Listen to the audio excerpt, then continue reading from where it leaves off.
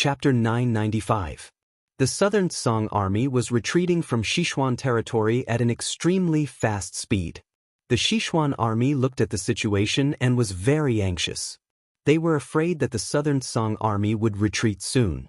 Just as everyone was waiting for a reply from the capital, they received an imperial edict to return to the capital.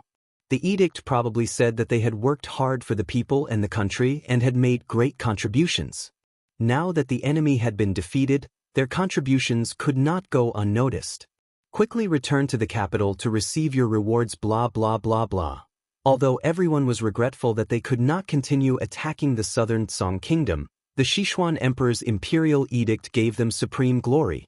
Immediately, their thoughts of continuing the attack faded. Most soldiers went to the battlefield to protect the country. In the end, wasn't it to be promoted to an official? Xiao saw the joy on everyone's faces and tightened his grip on the imperial edict. At this time, the eunuch in charge of announcing the edict handed over a letter to him, saying that it was personally written by His Majesty. Xiao accepted it and had someone lead the eunuch away to rest. After the officers and soldiers left, Xiao walked back to the main seat. He was silent and deep in thought. When the edict was being announced, Chu Qingyan had already noticed the strange expression on Big Ice Cube's face. Since there were no outsiders in the main tent, she slowly walked in front of him. Her gaze fell on the bright yellow imperial edict and suddenly felt that it was somewhat dazzling. Big Ice Cube, this was clearly a perfect opportunity for us to defeat the Southern Song Army. Why did His Majesty choose to give up on the peace talks? Chu Qingyan couldn't understand. Xiao shifted his gaze to look at her. She couldn't understand the depth of his eyes. Perhaps he felt that if we continued, it would be a waste of manpower and resources. It would be better to stop here. Chu Qingyan's face was filled with suspicion. According to her previous understanding of the Sichuan Emperor, she didn't believe that he was someone who would stop while he was ahead. With his personality, he should have dealt a heavy blow to the Southern Song Kingdom and taken the opportunity to keep them in his pocket. She wanted to continue asking, but she could clearly feel that Big Ice Cube didn't want to continue this topic. Thus, she cleverly stopped the topic and didn't pursue it. There must be a reason why the Ice Cube didn't say anything. She thought of something and asked curiously, "Big Ice Cube, what was written in the letter that the eunuch gave you?" Hearing this, Xiao passed the letter on the table to her. Chu Qingyan took it, opened it, and slowly frowned. She looked up with some displeasure. "You want us to go back to the capital?" Xiao nodded. He knew that the little girl had some bad memories in the capital and was subconsciously repulsed by the capital. "Father said in the letter that he wants us to return to receive our reward," he explained. She had already seen what was written on it. At this moment, she pursed her lips. "Big Ice Cube, is it really a simple reward? I feel a little uneasy." Xiao was silent for a while before reaching out to her. Chu Qingyan understood and reached out to put her hand in his palm. Then she felt a force pulling her forward, around the table and in front of him. Xiao held her hand with one hand and stroked her head with the other. "Are you afraid that someone in the capital will harm you?" He thought of how she had been poisoned by food when she first entered the prince's residence, and then got injured. Although she was of marriageable age now, it was still something that happened when she was 10 years old. He was worried that it would leave a shadow in her heart. Chu Qingyan couldn't help but laugh. "Please, how can I be so weak? I just don't have a good impression of the capital. I haven't been back for so many years, and I don't even know what it has become. And compared to the capital, I prefer a place far away from the emperor's feet. There are no restrictions, no vicious schemes, and I can live freely." Actually, if there really was a shadow in her heart, it would be when Big Ice Cube was wrongly imprisoned. Schemes hurt people imperceptibly. She was more worried for Big Ice Cube. Would history repeat itself? She didn't want Big Ice Cube to suffer such an undeserved calamity. The person in front of him smiled with her mouth closed, her eyes shining with longing and laughter. The string in Xiao's heart was gently plucked. He lowered his eyes in thought for a moment, then looked up with determination. "If you don't want to go back, then we won't go back. I'll write a memorial later and ask Imperial Father to allow us to return to Lian City. I think he will agree." Back then, Imperial Father had spent a lot of effort to get him away from the capital. He had always followed Imperial Father's wishes, so he probably wouldn't stop him. Chu Qingyan's face lit up when she heard this, and she nodded happily. It would be best if they didn't have to go back to that damned place. She was too happy and jumped into his arms, fiercely hugging him. I knew you were the best to me. Muada, she heavily kissed him on the cheek. At this moment, Fong Lu, who was looking for his master, lifted the curtains and walked in. Coincidentally, he saw Chu Qingyan hugging his master. His eyes widened, and his eyeballs almost fell out of their sockets. This, in broad daylight, wasn't little brother Chu too bold? He actually dared to take liberties with Master in front of everyone? And Master seemed to be enjoying it? What the hell? Who could give him an explanation? That's not right. Why was Master staring at him? He swallowed a mouthful of saliva and immediately took a step back. He closed the curtain and looked around to make sure there was no one around before stiffly walking away. Chu Qingyan turned around at this time to look at the motionless curtain. She was a bit confused. I seem to have heard someone come in just now. Did I hear wrong? Xiao Su lied through his teeth. It was probably the wind. Chu Qingyan blinked and threw this matter to the back of her mind. Fong Lu did not forget what he had seen and heard today, but his heart became even more confused and worried. A dignified war god had become a homosexual just like that? His Highness was a heroic general that he had worshipped since he could remember, so how could he like little brother Chu? They were both men. At this time, Huo Ling was holding a piece of grass in his mouth as he and Turin slowly walked past him. Fong Lu immediately called out to the two of them. Huo Ling and Turin saw his constipated appearance and couldn't help raising their brows as they looked at each other. General Fong, what's wrong? Fong Lu did not know how to tell the two of them about what he had seen today, so he tactfully asked, what do you think about the relationship between His Highness and little brother Chu? Good, very good, very good. Huo Ling replied without even thinking, and his reply was crisp and clear. Fong Lu rubbed his nose. What does it mean that their relationship is very good? Don't you think it's strange? At this time, Turin replied, if Master and young Master's relationship isn't good, then that would be strange. The two of them did not know what Fong Lu was doing. They only felt that after they replied, Fong Lu's expression became even more constipated. Fong Lu was confused. If even Huo Ling and Turin were used to it, then His Highness and little brother Chu's relationship was very pure. Was he thinking the wrong way? Could it be that he had seen wrong today? Perhaps little brother Chu didn't walk properly and fell onto His Highness? Therefore, an unresolved question was left in Fong Lu's heart. Chapter 996. A few days later, the Sichuan Emperor received a letter of resignation from Xiao Su. It was written that he wanted to hand over his military power and return to Lianqing. If he went to the capital to receive a reward, the return trip would delay the mining of Fu Li Mountain. The Sichuan Emperor had been thinking about how to make him hand over his military power willingly when he returned to the capital without being criticized by the civil and military officials. He didn't expect that he would take the initiative to hand over his military power. This made the Sichuan Emperor surprised and suspicious. What was Xiao Su planning? Was he really willing to hand over his military power? Or did he have other intentions? At this time, Eunuch Xiao stood on the side and said with a smile, Your Majesty, His Highness has given up the opportunity to return to the capital. Perhaps His Highness is more willing to be an idle wild crane. The Sichuan Emperor looked at Xiao Ji coldly and said, You seem to be talking too much today. Eunuch Xiao immediately lowered his head and didn't dare to say anything else. In Xiao Ji's eyes, he had seen the King of England since he was born. He also knew a lot about the King of England's character.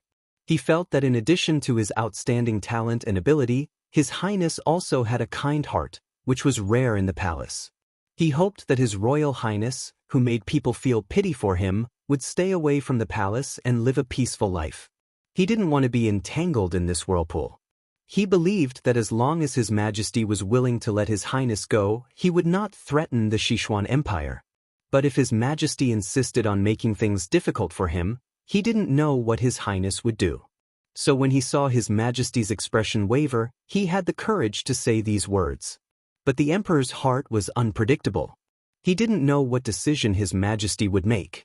In the Lord's mansion, Xiao Ho's fingers pinched the information he had just received. He curled his lips, but when the smile reached his eyes, it turned cold.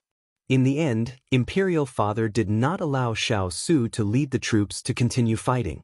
At this time, a strategist named Lin Jiangdong, who had followed Xiao Ho, stepped forward and said, "Lord, I believe that the reason His Majesty does not want Xiao Su to continue fighting is that he does not want too much military power to fall into his hands.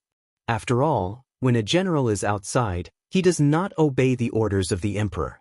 If Xiao Su wants to support the army as king, with his reputation among the people and his prestige in the army, it is not impossible." Xiao Ho chuckled. This imperial father of mine wants people to beat the dog, but he also wants to let him go. It's really funny. After all, in the court, Xiao Su is the only one who can contend with the Prince of Nansong. Lin Jiangdong shook his head. I don't know when my brother, the emperor, will be unable to endure being used by my father again and again. When will I, the emperor, be able to resist? If that day really comes, then I can watch from the sidelines and reap the benefits. Xiao Ho supported his chin with his hand, his eyes full of anticipation. Lin Jiangdong thought for a moment, and a light flashed in his eyes. Lord, who knows how long it will take for the two of them to clash? Why don't we take the initiative to give them a push? Since it will happen sooner or later, why don't we let it happen earlier? What does Sir Lin mean? Xiao Ho was interested when he heard this. His gaze was fixed on the person in front of him. Lin Jiangdong said, Today, this one heard that His Majesty received a letter from the King of England. The King of England wants to directly return to Lian City and not enter the capital. There's such a thing? Xiao Ho raised his eyebrows. Lin Jiangdong nodded. That's right. This news came from the palace, but His Majesty hasn't given a clear answer yet. Xiao Ho raised his hand to rub his chin. This was a bit interesting. Your Highness, if His Majesty allows the King of England to return to Lian City, then this thorn in his side will always exist. Therefore, this one wants to use this opportunity to get rid of this thorn in advance. Lin Jiangdong said. What is Sir Lin's opinion? Xiao Ho looked at him. Lin Jiangdong chuckled. Since the King of England doesn't want to enter the capital, then we'll let him enter the capital. Moreover, we can use this opportunity to increase His Majesty's guard against the King of England. Previously, we had a short cooperation with the Prince of Nansong. Although he doesn't know our identity, we can still cooperate with him this time and use him to plant a seed of doubt in His Majesty's heart. When the seed sprouts, we can watch from the sidelines as His Majesty personally deals with the King of England. When two tigers fight, one is bound to be injured. As soon as Lin Jiangdong said this, Xiao Ho quickly understood. He smiled and nodded as he praised, as expected of the strategist I've carefully selected. You really live up to your reputation as the smartest person in Huan City. Lin Jiangdong said modestly, The Lord is the one who's wise and farsighted. In front of you, this one is just waving a broadsword in front of Master Guan and making a fool of myself. Xiao Ho raised his hand. There's no need to be modest. He paused for a moment, then continued, Later, I'll write a letter and have it delivered to the Prince of Nansong. I think he would also like to see my eldest brother suffer. Lin Jiangdong bowed. The Lord is right. I think the Prince of Nansong hates the King of England to the bone. Good, then let's do that. Xiao Ho slightly lifted the corner of his mouth, revealing a cold smile. At this time, the peace talks between the two countries were settled. The Southern Blue Army breathed a sigh of relief. At this time, in a temporary tent in the forest, Pang Huang was receiving treatment from the military doctor. His expression was slightly painful. Silver needles were inserted one after another, causing him to tremble in pain. He had been practicing martial arts for so many years, but he had never been injured so seriously. When he thought of this, when he thought of his defeat, he hated Xiao Su even more. If it weren't for Xiao Su, he wouldn't be in such a sorry state. He was like a drowning dog that everyone wanted to beat. Just as Pang Huang was feeling depressed, Rui Luo quickly walked in. "Your Highness, there's a secret letter. It seems to be from the person behind the Sichuan army." Pang Huang heard this and opened his eyes. After the military doctor removed all the silver needles, he took the letter. He frowned and opened it, only to see a paragraph written on it. The general idea was that if Xiao Su didn't have a good time, he would pretend to harass the citizens of the city and provoke him into sending out troops. When the time came, when the higher-ups blamed him, he would be accused of disobeying the imperial edict. This would also cause the emperor of Xixin to be wary of him, causing Xiao Su to have no place in the capital. After Pang Huang finished reading the letter, he chuckled, "This person seems to hate Xiao Su to the bone. He even came up with this kind of scheme. However, to use me as a tool, does he really think I'm made of mud? What does your highness mean?" Rui Luo also finished reading the letter. He felt that this person was bold to use his crown prince so blatantly. Pang Huang pondered for a moment, then said, "If you want to cooperate, that's fine. However, I have a condition. Before cooperating, you have to show your sincerity. Tell me who he is, then I'll decide how to cooperate." When Xiao Ho received the message, his lips curled into a smile. "Good, I agree to this cooperation." After that, no one knew what conditions were written in the letter. However, Xiao Ho and Pang Huang had secretly formed an alliance. Chapter 997. Empress Liang had learned a lot about the front lines through her older brother. Today, she summoned the left prime minister to Chaoyang Palace. Why is Su unwilling to return to the capital? Doesn't he know that this consort has done so much in hopes that he can return to court so that he will have a better chance in the future? How did this consort give birth to such an unfilial son? Empress Liang was filled with anger. As soon as she saw her older brother, she vented it all out. The left prime minister was helpless against his younger sister's irritable temper. He weakly comforted her, "Don't be angry. His Majesty hasn't given a response yet." Empress Liang sneered, "This is probably what His Majesty wants. He wants this son to get as far away as possible. Out of sight, out of mind." Younger sister. Although he had been in court for many years, when he heard his younger sister's rebellious words, he couldn't help but be shocked and angry. Empress Liang felt that she had misspoken, but she couldn't take it lying down. She couldn't accept that her years of hard work had been wasted halfway. "Older brother, you know that I've endured humiliation for so many years. Seeing that he's about to come back, my heart is about to settle. Suddenly he's doing this to me. How am I supposed to stand in the harem? What about our Liang family? A few days ago, consort, you even ridiculed me in front of my face. I can't take this lying down."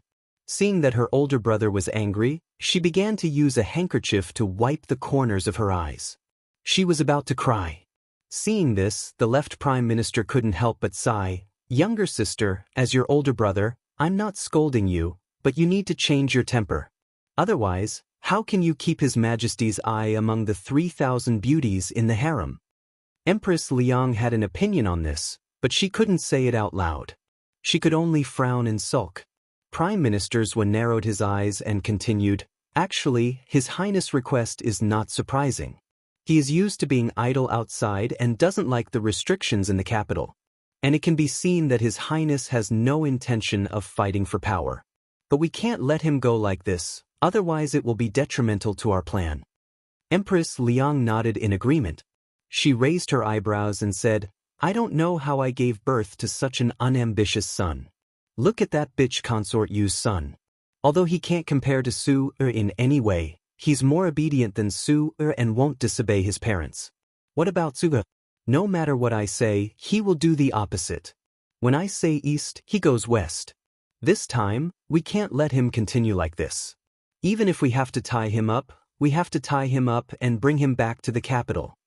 "That's right. His Highness is too willful." Minister Zhou shook his head in disappointment. Empress Liang's anger rose again.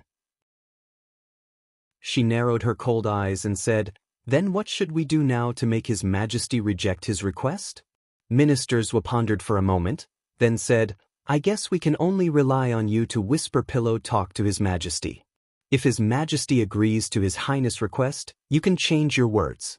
After all, you haven't seen His Highness for almost 5 years. You can use the reason of missing him to ask His Highness to come back. As long as he comes back, whether he stays or leaves is unknown. We can make arrangements. Empress Liang understood tacitly. I understand. Empress Liang twirled the teacup in her hand. Her eyes shone with a faint light. This time, she will not let Consort Yu be complacent. Because the Southern Song army had not completely retreated from Sichuan territory, Xiao Su led the 3 armies to the border. On one hand, they were waiting for the Southern Song army to leave, and on the other hand, they were reorganizing the border defense. Xiao Su said to the soldiers in front of him, "We have already found out that there is a spy in the army." It was he who revealed the deployment of the army to the Southern Song army, which led to the successive defeats. In the next few days, this prince will lead you to reorganize the defense. After everyone left, Hualing suddenly ran in anxiously. "Master, the spy took advantage of the fact that the guards weren't paying attention and killed himself." Xiao Su frowned. "What happened?" "A while ago, Lu Guang was in charge of interrogating this person. However, this person's mouth was very tight. No matter how hard we tried, we couldn't pry it open. So we left him hanging for 2 days. However, when we went to check on him today, he bit his tongue and killed himself." Hualing immediately reported. At the side, Chu Qingyan frowned. "The only clue we had was also cut off.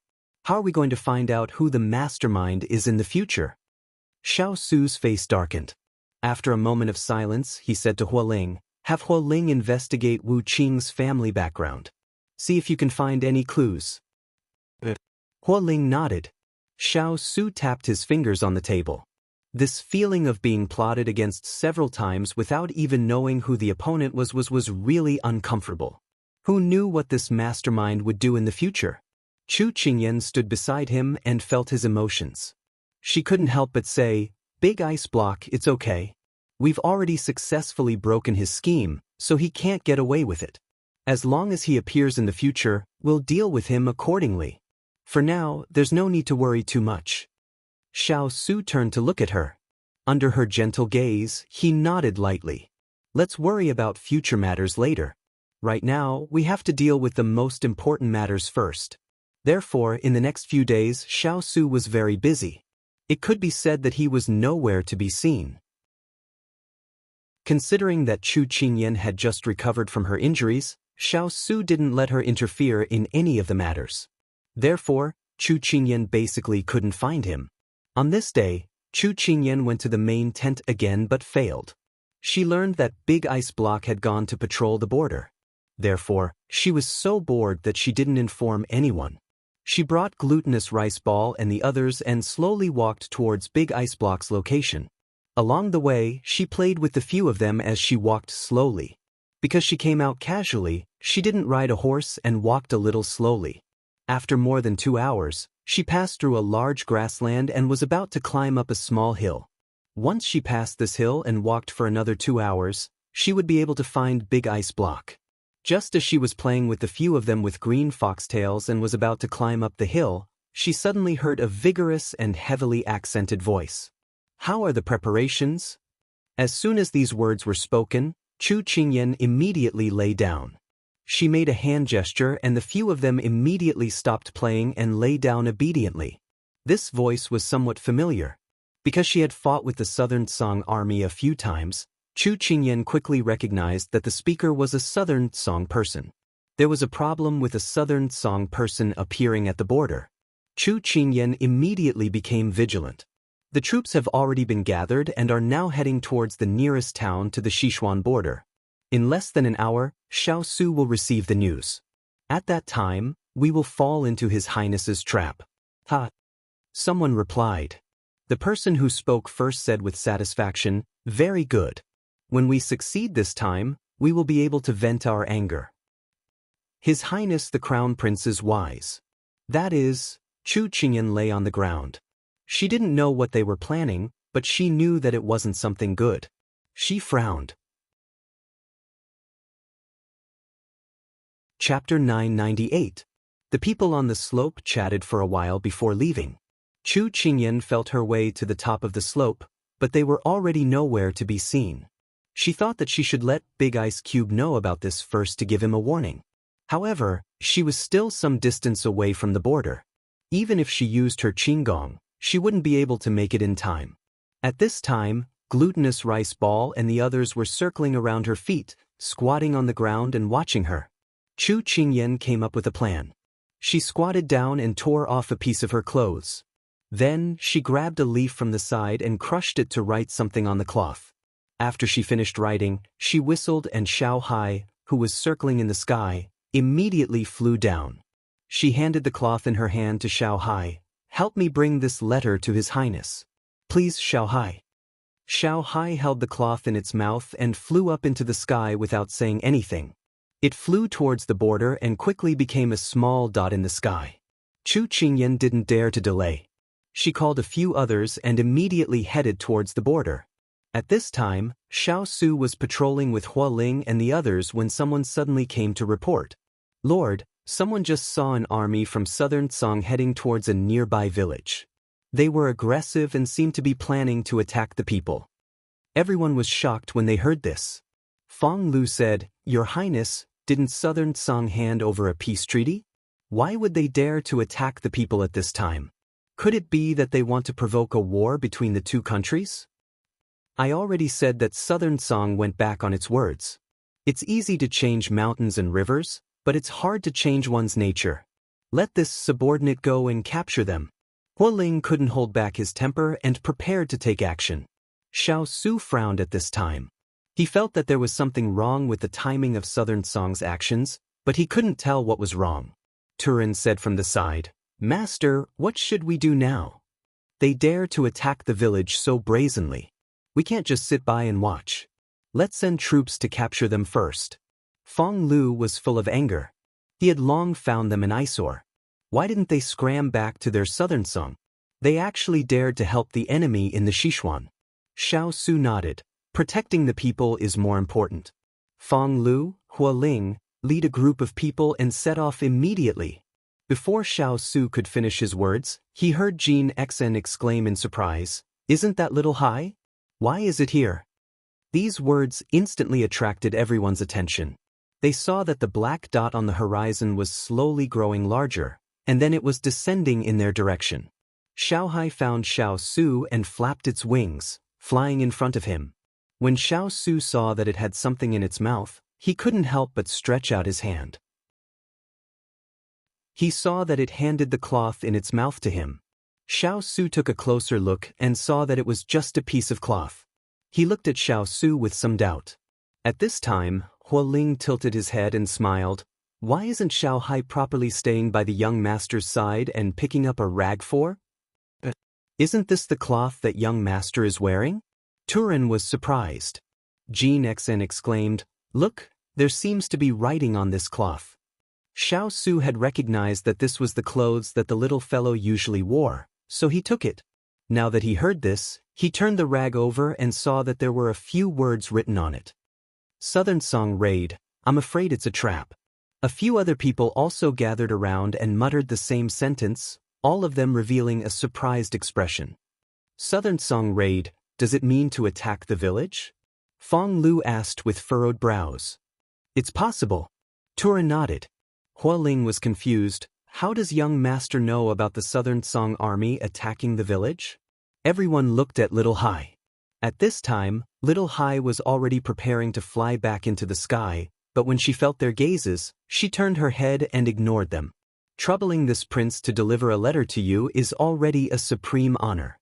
This prince is tired now and needs to rest. Don't bother this prince. Everyone. Xiao Su clenched the rag in his hand.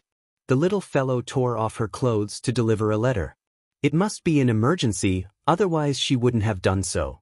He pondered for a moment. Chu Yen means that the southern Song army's attack on the village might be a conspiracy. This made this prince think of something. Her Majesty just ordered us not to make things difficult for the southern Song army.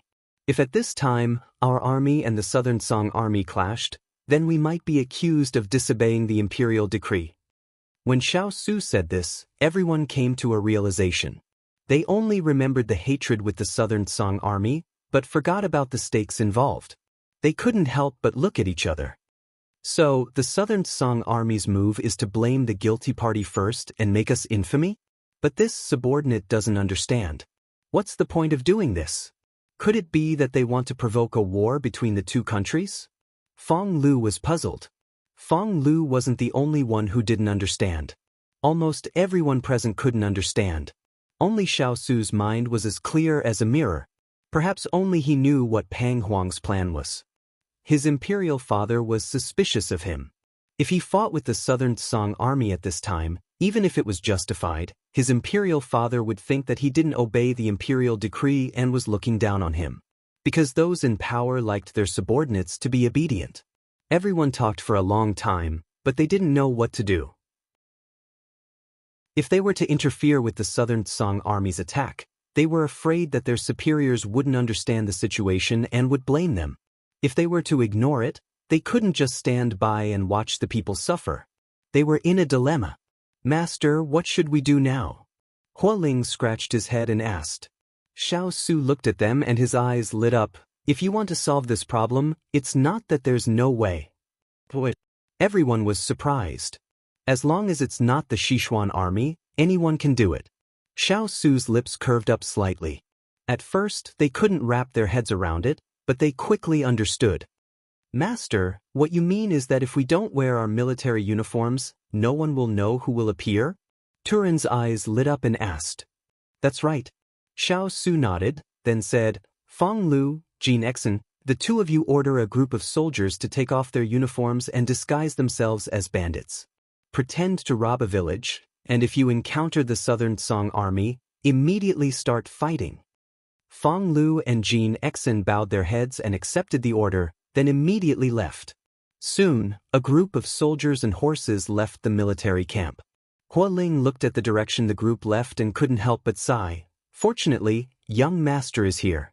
Otherwise, if we were a step late, we might have fallen into the enemy's trap." Turin nodded. "Young master always appears at the right time." Xiao Su listened to the two's praise, and the corner of his mouth couldn't help but curl up slightly. At this time, a familiar voice appeared behind them. "Are you guys talking bad about me?" Hualing turned around and laughed. "Speak of the devil, and he will appear. Young master, we are praising you." Chu Qingyan patted the grass off her body and glared at him. "If I find out that you guys are talking bad about me behind my back, be careful of your necks." "How would we dare?" Hualing said with a grin, then pulled Turin and the others away, so that they wouldn't be lanterns for their two masters. Chu Qingyan watched them flee and felt that it was very funny. She turned around with a smile, but she was met with a pair of deep and beautiful eyes. Chapter 999. There was a clear stream in his eyes, and she was like a pear blossom reflected in the spring water. Chu Qingyan tilted her head and smiled at him. Xiao Su was still thinking about what happened just now. Seeing her bright smile under the sunlight, he was caught off guard and his heart trembled slightly. The haze in his heart was instantly reflected by her bright smile and disappeared without a trace. "What are you smiling at?" Xiao Su walked towards her slowly. Chu Qingyan was still smiling. "I feel that you've become more beautiful after not seeing you for a few days." Glib tongue. He stood in front of her and shook his head with a smile. "I'm only glib to you, so you should feel honored." Chu Qingyan snorted softly. Xiao Su raised his hand and patted her head, as if he couldn't bear to punish her. Chu Qingyan rubbed her head and glared at him a few times before getting to the point. "I've already asked Xiao Hai to send a letter over. You should have received it, right?" "I've asked Jin Exen to take off his military uniform and go save the village. No one will know that it's our people." Xiao Su walked forward slowly, and Chu Qingyan followed behind him. "I knew that you would understand what I meant when you saw those words." She pursed her lips and smiled. This was called telepathy. Xiao Su was infected by her smile and also revealed a smile. "You're very smart." "Of course." Chu Qingyan replied bluntly. Xiao Su smiled. "Tell me what happened." Chu Qingyan didn't delay and immediately told him what she heard on the hill. Then she said, "Big ice block, this Pang Huang really doesn't give up. Even if he dies, He wants to drag someone down with him. Fortunately, we defeated his wild ambition in one fell swoop. Otherwise, the consequences would be unimaginable. Xiao Su was silent for a while and looked at her.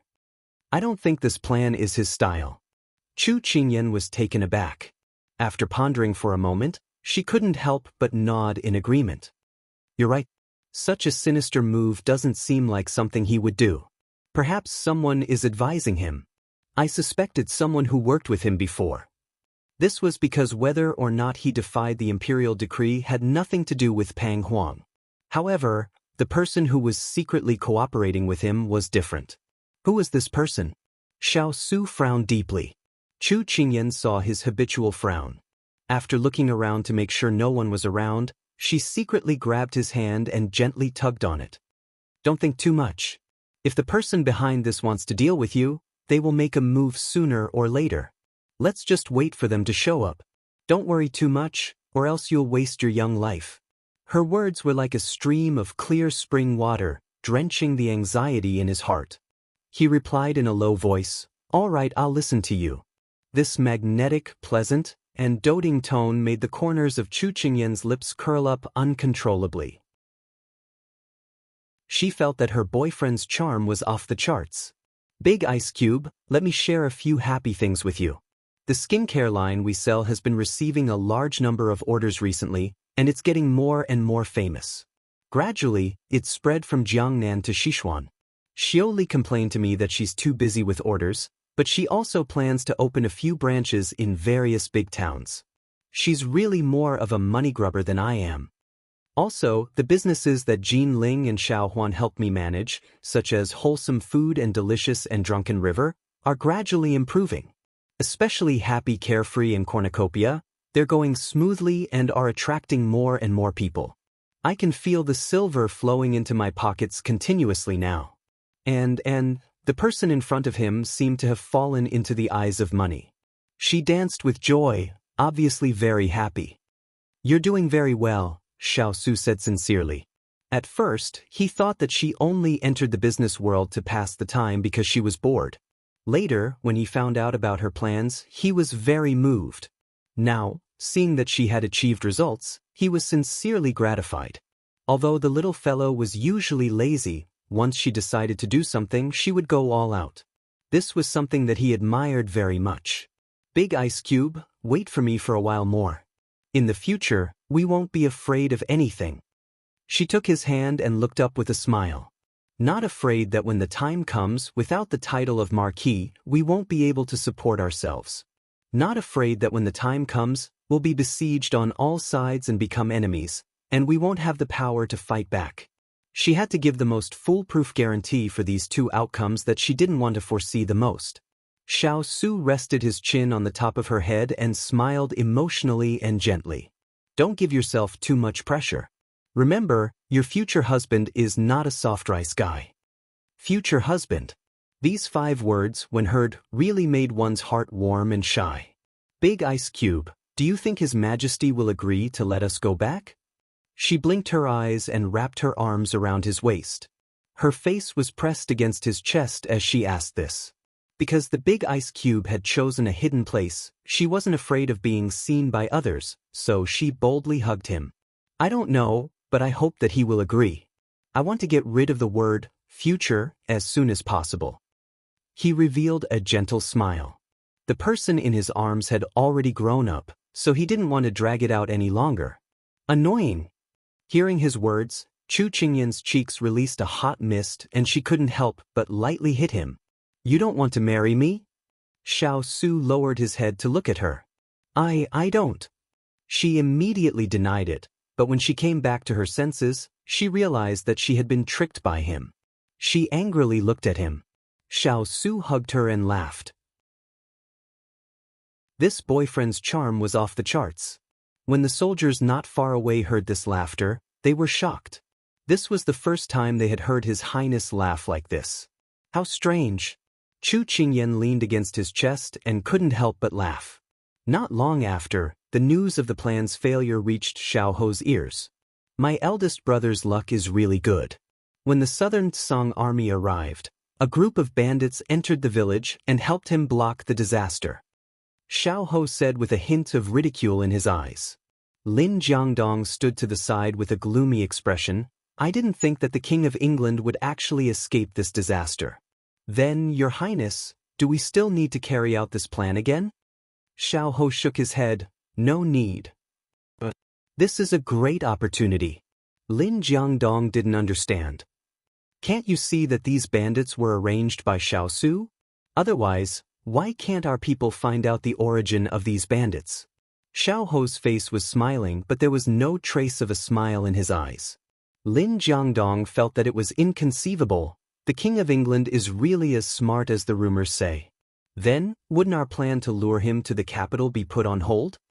That's not the case. Xiao chuckled. What does the Lord mean? Lin Jiangdong asked. Today, news came from the palace. Empress Liang made a confession in front of my imperial father, saying that she missed my eldest brother. My imperial father remembered her longing for her son, so he sent a letter to my eldest brother to return to the capital after organizing the army. Man proposes, God disposes. Xiao sighed, but his eyes were filled with interest. Lin Jiangdong smiled. It seems that the Empress has helped us a lot. Xiao rubbed his chin, his eyes sharp. Then, let's wait for our eldest brother to return to the capital in glory. Chapter 1000. On a calm afternoon, Xiao Su received a letter from the capital. That afternoon, he did not leave the tent. Chu Qingyan stood under a tree outside the tent. She looked at the tightly shut tent and stood there for a very long time. Until Jean Xian appeared behind her. Mistress. When there were outsiders, he called her young master. When there were no outsiders, he still called her mistress. Jean Xian, have you ever wanted to do something in your life? Chu Qingyan asked calmly with her back to him. Jean Xian thought carefully before answering. This subordinate has memories in my head. It's just these 5 years. A lifetime is too long, so I can't plan it too early. But in this subordinate's heart, what I have always wanted to do is to protect mistress and not let you come to any harm. Chu Qingyan was a little touched. She smiled gently and said, Trust me. A person's life is neither long nor short. You don't have to treat protecting me as a mission. You are already in the military, and you have your own world to explore. In the future, you will have more things that you want to do and people that you want to protect. Jean Xian looked at her back and didn't reply. Although he felt that what his master usually said was reasonable, he didn't want to obey at this time. Perhaps in the future, there would be more things he wanted to do, people he wanted to protect, but he would never forget the first and most important thing he wanted to do since he could remember. But he did not need to say it to his master. Actions were more important than words. Chu Qingyan did not hear the sound behind her, but she did not care. She looked in the direction of Jiangnan. Her gaze was faint, and some indiscernible emotions were surging in her eyes. The scorching summer sun was very glaring. At this moment, she was a little dazed. If before doing what she wanted to do, she had to go through some trials and tribulations before she could do as she wished. Then she would cut through these obstacles with a swift knife and remove them. Her gaze became resolute. She resolutely retracted her gaze. Then she turned around and patted Jean Xian's shoulder. Go to your work. Then she strode towards Big Ice's tent. Jean Xin looked at her back with slight surprise. Although it was the same back view, he could feel that the master at this time was less hesitant than before, and more determined and calm. He couldn't help but smile. Master, no matter what decision you make, this subordinate swears to follow you to death. When Chu Qingyan opened the curtains, the smell of alcohol assaulted her nostrils. She frowned. Big Ice Cube was a self-disciplined person. Even if the soldiers were drinking and celebrating in the camp, he wouldn't touch a single drop of alcohol in order to maintain enough sobriety. However, he was drinking now. Was his mood at the bottom of the valley? A hint of heartache flashed through her eyes. Her footsteps paused for a moment before she continued to walk forward. On the desk, all the official documents and letters were pushed to the side. A wine pot and a bowl were placed on the table. He leaned back in his chair with his elbow on the armrest and his palm on his forehead. There was an indescribable sadness on his face. Chu Qingyan was stunned. She didn't know what she had kicked, but it made a sound. The person behind the desk spoke softly. His voice seemed to come from the horizon. "Who is it?" This ethereal voice didn't have the usual mellow and deep voice. It was just as light as the wind without any power. She didn't know why, but it felt like there was a gust of wind knocking against her heart. There was no echo, only the sound of the wind whistling. It was empty and a bit painful. Perhaps it was because he didn't hear the other side's response. Xiao Su pressed his forehead and then looked up. He saw the person standing in front of him with wet eyes. Xiao Su was stunned. Perhaps it was because he didn't expect her to appear here at this time. Chu Qingyan walked over and picked up the wine pot on the table. She weighed it in her hand. It was already empty. The remaining smell of alcohol was strong and it made her feel a bit dizzy. She blinked away the mist in her eyes and let it evaporate. Then she grabbed the wine pot and turned around. She complained, "So you were hiding here and secretly drinking by yourself? You didn't even call me for such a good thing. You even said that we should share blessings and hardships together. Did you just treat it as wind that fell on deaf ears?" Her dissatisfied tone and her widened eyes made Xiao Su think that the tears that appeared in her eyes just now were just an illusion. Xiao Su smiled bitterly and helplessly. "How is drinking a good thing? I'll take you to drink something else next time." "If it's not a good thing, you're still drinking by yourself?" Chu Qingyan played with the wine pot in her hand. Xiao Su looked at her naive and innocent appearance. His lips curved, but he felt a bitter taste in his mouth. Suddenly, he felt an indescribable tiredness. Chu Qingyan turned around and saw that his expression wasn't right. Her eyes focused and she couldn't help but put down the wine pot. She walked behind him and reached out to press a few acupuncture points on his head. Then she skillfully helped him massage them. Because of her massage, his spirit was much better. But right now, there was something on his mind and he didn't know how to tell the little fellow. He couldn't help closing his eyes and silently thinking. His brows unconsciously furrowed again. Chu Qingyan knew what he was worried about. Seeing the creases on his brows, she gave a faint sigh in her heart. Then she spoke in a light tone. "Big Ice Cube, when are we going back to the capital?" When these words fell, Xiao Su opened his eyes in a daze and looked at her. His voice was a little surprised. "You know?" Chu Qingyan saw that he was so shocked and pursed her lips. Then she smiled and winked at the pile of documents on the table. "Here, you didn't even put them away. I saw them when I came in." Xiao Su followed her gaze and saw that the letter he was reading today had not been folded yet. It was just spread out on the table, so it was no wonder that she knew. He rubbed his forehead. He had been thinking about how to tell her earlier, but now he didn't need to think about how to say it. Imperial Father said that Imperial Mother misses us very much and wants us to go back first. We'll talk about the rest later. He didn't hide it and directly said it. Chu Qingyan silently cursed in her heart. She probably missed the Big Ice Cube. This thorny daughter-in-law of hers wanted nothing more than to see the Big Ice Cube. "Big Ice Cube, the monarch's orders can't be disobeyed. Let's go back," she said in a relaxed tone. Xiao Su raised his brows at her. "Haven't you always wanted to go back to Jiangnan?" He thought that she would be sad for a while. "Am I someone who doesn't understand the big picture in your eyes?" She snorted and asked in return. "Our family's Ian has always understood the big picture. I'm just afraid that you'll be unhappy and feel wronged." Xiao Su reached out to caress her cheek as he said this in a tender voice. "If I make things difficult for you because of me, then I'm really useless." She tilted her head towards his palm and smiled. "Actually, I know that you're feeling very sad.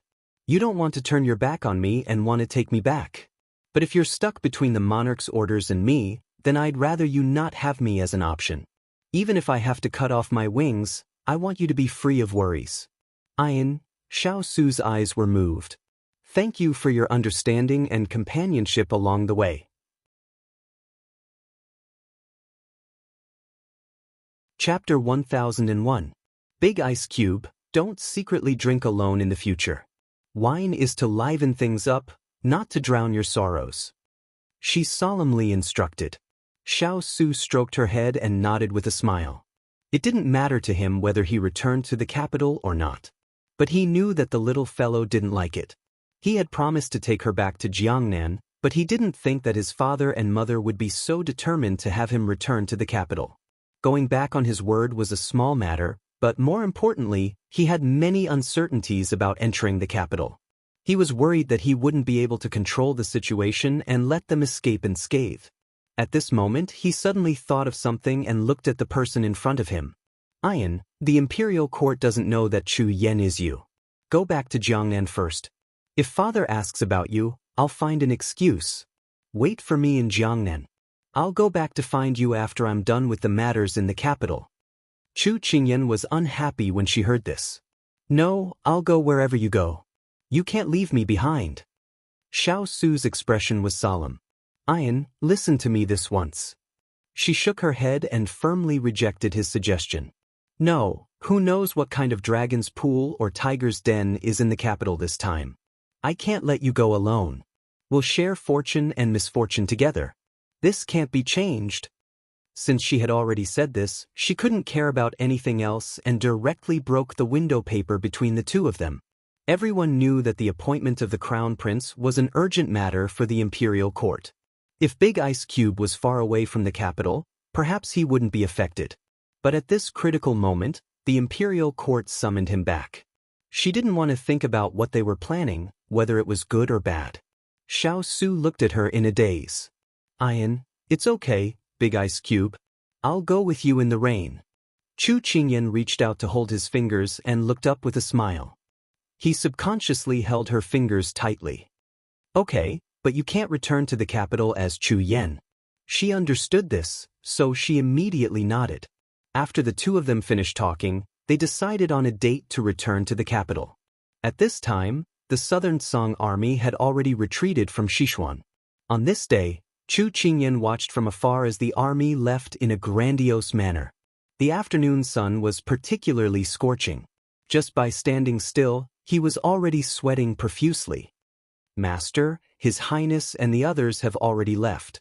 Su Yi stood behind her and reminded her. He was worried that his master would be poisoned by the scorching sun. That would be bad. Chu Qingyan retracted her gaze and said to the people behind her, We'll take a detour to Xuanyang Road and then head to the capital. Only Chu Yen was by Xiao Su's side as his right-hand man. However, Chu Qingyan should be in Lianqing, so if she wanted to return to the capital, she had to go back to the capital through Lianqing to avoid being discovered by someone with ulterior motives. Therefore, before returning to the capital, she had to part with Big Ice Cube for a short while. Big Ice Cube had already made the arrangements. At this time, the people who were pretending to be her had already set off from Lianqing. When the time came, she would meet up with them and directly head to the capital. She put on her bamboo hat, jumped onto her horse, and led the howling cavalry on their journey. Xiao Ran, who was far away in the capital, was restless the entire day when he heard that they were returning to the capital. He kept muttering in the hall. When Consort Yu found out that her son missed Xiao Su and Chu Qingyan so much, her entire face turned ugly. It's already been 4 to 5 years. Why is Ranner still thinking about them? Her voice was somewhat cold. The palace maid in front of Consort Yu, Jade Rabbit, couldn't help but say, I heard that His Highness the 4th Prince has been sending people out of the palace hall to look for news of 9th Miss Chu. Chu Qingyan? It's been so long, but Ranner still hasn't forgotten that little slut. Consort Yu rubbed her forehead. She remembered that a long time ago, Ranner had even learned to talk back to her because of that little slut. These unpleasant memories caused her expression to turn even uglier. His Highness had a short interaction with her in the past. Perhaps they were childhood playmates. His Highness values friendship and loyalty, which is why he misses her. Once the two of them meet again, perhaps their friendship won't be as deep as before. After all, so many years have passed. Seeing that her consort was angry, Jade Rabbit immediately spoke up for Xiao Ran. Hearing this, Consort Yu's expression eased a little, but her eyes were still dark. Ranner is already of marriageable age. We can't let him waste his energy on unimportant people. If it weren't for the fact that this consort wanted to stop Xiao Su from using marriage to strengthen his power, this consort would have already gotten rid of Chu Qingyan and destroyed Ranner's hopes. With Chu Qingyan around, it's the same as cutting off Xiao Su's influence. After all, the Chu family is just a small, shabby family that can't even be seen in public. Your Highness is right. His Highness is also of marriageable age. When the time comes, Your Highness and His Majesty will be able to pick a suitable consort for His Highness, said Jade Rabbit with a smile. Only then did Consort Yu's expression turn for the better. However, Xiao Su's return to the capital wasn't a small threat. She had to quickly gather the officials of the court and have them stand on Ranner's side. She thought that she had to properly discuss the next step with her senior martial brother during this period of time. Ever since they received news that their lord had returned to the capital, the King of England's estate swept away its usual silence and began to bustle with activity. Bright colors were even decorated. Everyone in the estate was swamped with work. Some scrubbed, some moved flowers, and some hung lanterns. Normally, there weren't so many people, but now, there were busy figures everywhere. Older sister Hong Yi, we've already plowed all of the flowers and plants. Is there anything else we need to do? Asked a young maidservant crisply as she ran into the courtyard. A woman dressed in red and pink gauze stood at the top of the steps. Her hair was tied up in a bun with a jade hairpin and her face was lightly powdered. She looked pure and beautiful, but her gentle brows carried a dignified aura that didn't allow anyone to be impudent. She was the person in charge of this inner courtyard, Hong Yi. She stood there handsomely. After hearing the servant's request, she thought for a moment and said, "Go and bring out the brocade screen and blue cloud pine flower pots from the storeroom." The young maidservant immediately skipped away. Hong Yi looked into the distance, her eyes filled with unconcealable joy. Lord was finally coming back. But when she thought of Chu Qingyan who came back with him, her eyes darkened. At this time, a charming voice sounded. "Older sister Hong Yi, did you have the purchasing staff buy those ingredients for me?" Hong immediately restrained the look in her eyes when she heard this, then turned to look at the person walking in from the corridor. The person who came was wearing a light yellow dress. Her skin was fair and supple, and the corners of her mouth were curled up in a smile. "Huang, I've already bought them. They'll be delivered in 2 days. Don't worry." Huang Yi replied with a smile. "With your words, I'm relieved." Huang Yi walked in front of her and let out a big sigh of relief. "I feel like Lord and the little princess consort are coming back. Everyone is coming back to life. The entire estate will no longer be lifeless." Huang Yi giggled as she looked around. The 3 words "little princess consort" made Hong Yi's eyes turn cold. Then she chuckled in agreement. "That's right, the estate will finally welcome its owner back." Chapter 1002. As time went by, the weather became hotter and hotter. Sichuan's midsummer was like a furnace. Everyone was suffering in the fire. Cloud Dream Lake was steaming, and Sichuan Kingdom was shaking. At this moment, a large amount of ice cubes had been placed in the imperial study, dispelling much of the heat. Sichuan Emperor held the memorials that had been sent to him, his expression dark. The weather hasn't reached its hottest point, but there are already drought conditions in several towns. Left Prime Minister Liang Song stood up. In the past, the drought would appear half a month later. Now that it has appeared earlier, I'm afraid it's because there isn't as much rain this year. After Liang Song finished speaking, the others all agreed. Then what good plan does Left Prime Minister have to resolve the current situation? Right Prime Minister Fu Jianrong asked with a fake smile. Left Prime Minister pursed his lips. This sly old fox really knew how to seize the opportunity to kick the problem back to him. At this moment, the emperor's gaze was already on him. He hurriedly pondered. Next time, he would get back at this sanctimonious old fox. "Your Highness, I feel that we can temporarily relocate the people in the drought-affected areas. When the drought is over, we can let them go back. At the same time, we have to allocate the disaster relief funds." After Left Prime Minister answered, Right Prime Minister said, "This is a temporary solution, but it can also temporarily prevent the people from suffering." Left Prime Minister's expression was ugly. This drought was a natural disaster, and it was impossible to completely resolve it with manpower and resources. Right Prime Minister's words were suspicious of him gloating. Sichuan Emperor also cast a dissatisfied look at Left Prime Minister because of Right Prime Minister's words. Do you have any other plans? Left Prime Minister looked embarrassed, and his gaze towards Right Prime Minister was full of resentment. After an hour, the discussion of the country's affairs was almost done. Sichuan Emperor asked casually, Minister of War, where are the 3 armies led by General Pingnan now? Being called out, the Minister of War immediately stood up and respectfully said, They have already reached Lin City. Based on their speed, they will reach the capital in 3 days. Very good. Sichuan Emperor stroked his beard and said, Minister of Rights, you will be in charge of welcoming the army's triumphant return. Make it lively and let the army feel the importance of the imperial court. Don't disappoint the heroes. The Minister of Rights did not dare delay and immediately stepped forward to receive the order. If there's nothing else, you may all leave. Sichuan Emperor looked a little tired as he waved his hand at everyone. Everyone could see His Majesty's impatience, so they all retreated. As soon as the group left the imperial study, the heat wave hit them. Everyone wanted to return to the imperial residence immediately. At this time, Fu Jianrong walked to Liang Song and said with a faint smile, Left Prime Minister, how is your father doing in the mansion? Liang Song and Liang Bai were preparing to go back together. Hearing Fu Jianrong's call, they could not help but stop and look at him. Liang Song did not forget how Fu Jianrong had made things difficult for him in front of His Majesty today. With a fake smile, he said, Thank you for your concern, Right Prime Minister. My father is healthy and doing well. That's good. Your father suddenly fell ill and retired from the imperial court a few years ago. It is really a pity that I can no longer share His Majesty's burdens in the imperial court with him.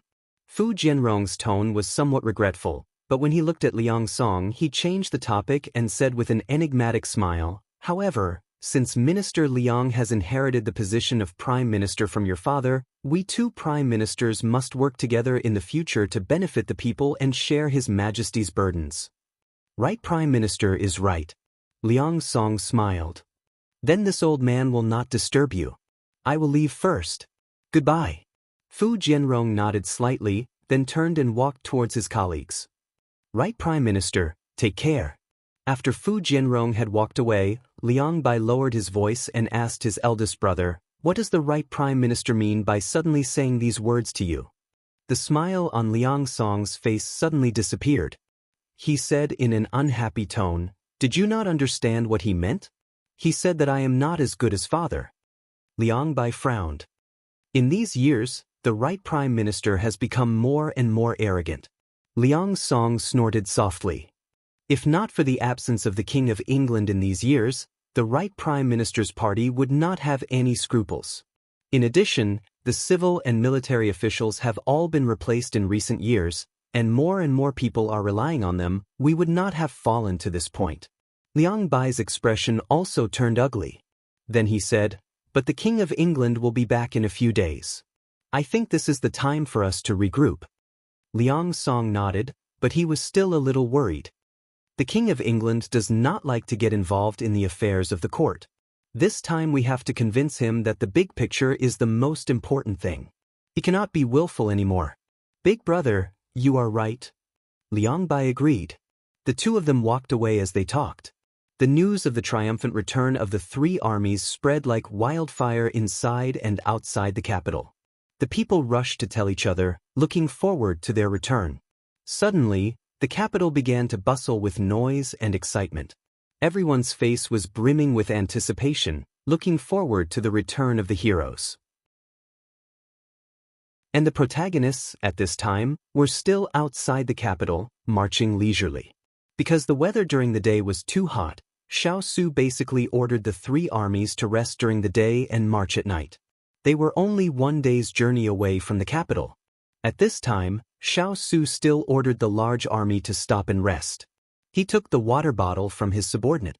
When he was about to open it and drink, Hua Ling ran over with a head full of sweat. Master. Seeing that Hua Ling's clothes were soaked with sweat, Xiao Su unscrewed the cork and threw it to him. Drink some water first. Hua Ling gave an "ai" sound and immediately poured the water down his parched throat. When the cool water entered his mouth, he felt like he had come back to life and the joy on his face could not be hidden. Master, let me tell you a piece of good news. Young Princess Fei's carriage is almost here. It will arrive here tomorrow.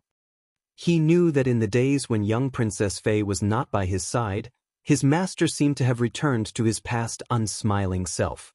Although the weather was very hot and it was good to have his master emitting cold air by his side, the feeling of ice and fire facing the sky was really not good. He missed the days when young Princess Fei was here. Because of Hua Ling's words, Xiao Su's hanging heart relaxed. He was silent for a moment before saying, "All right, send down the order. Don't march tonight. We'll leave tomorrow." Hua Ling understood tacitly.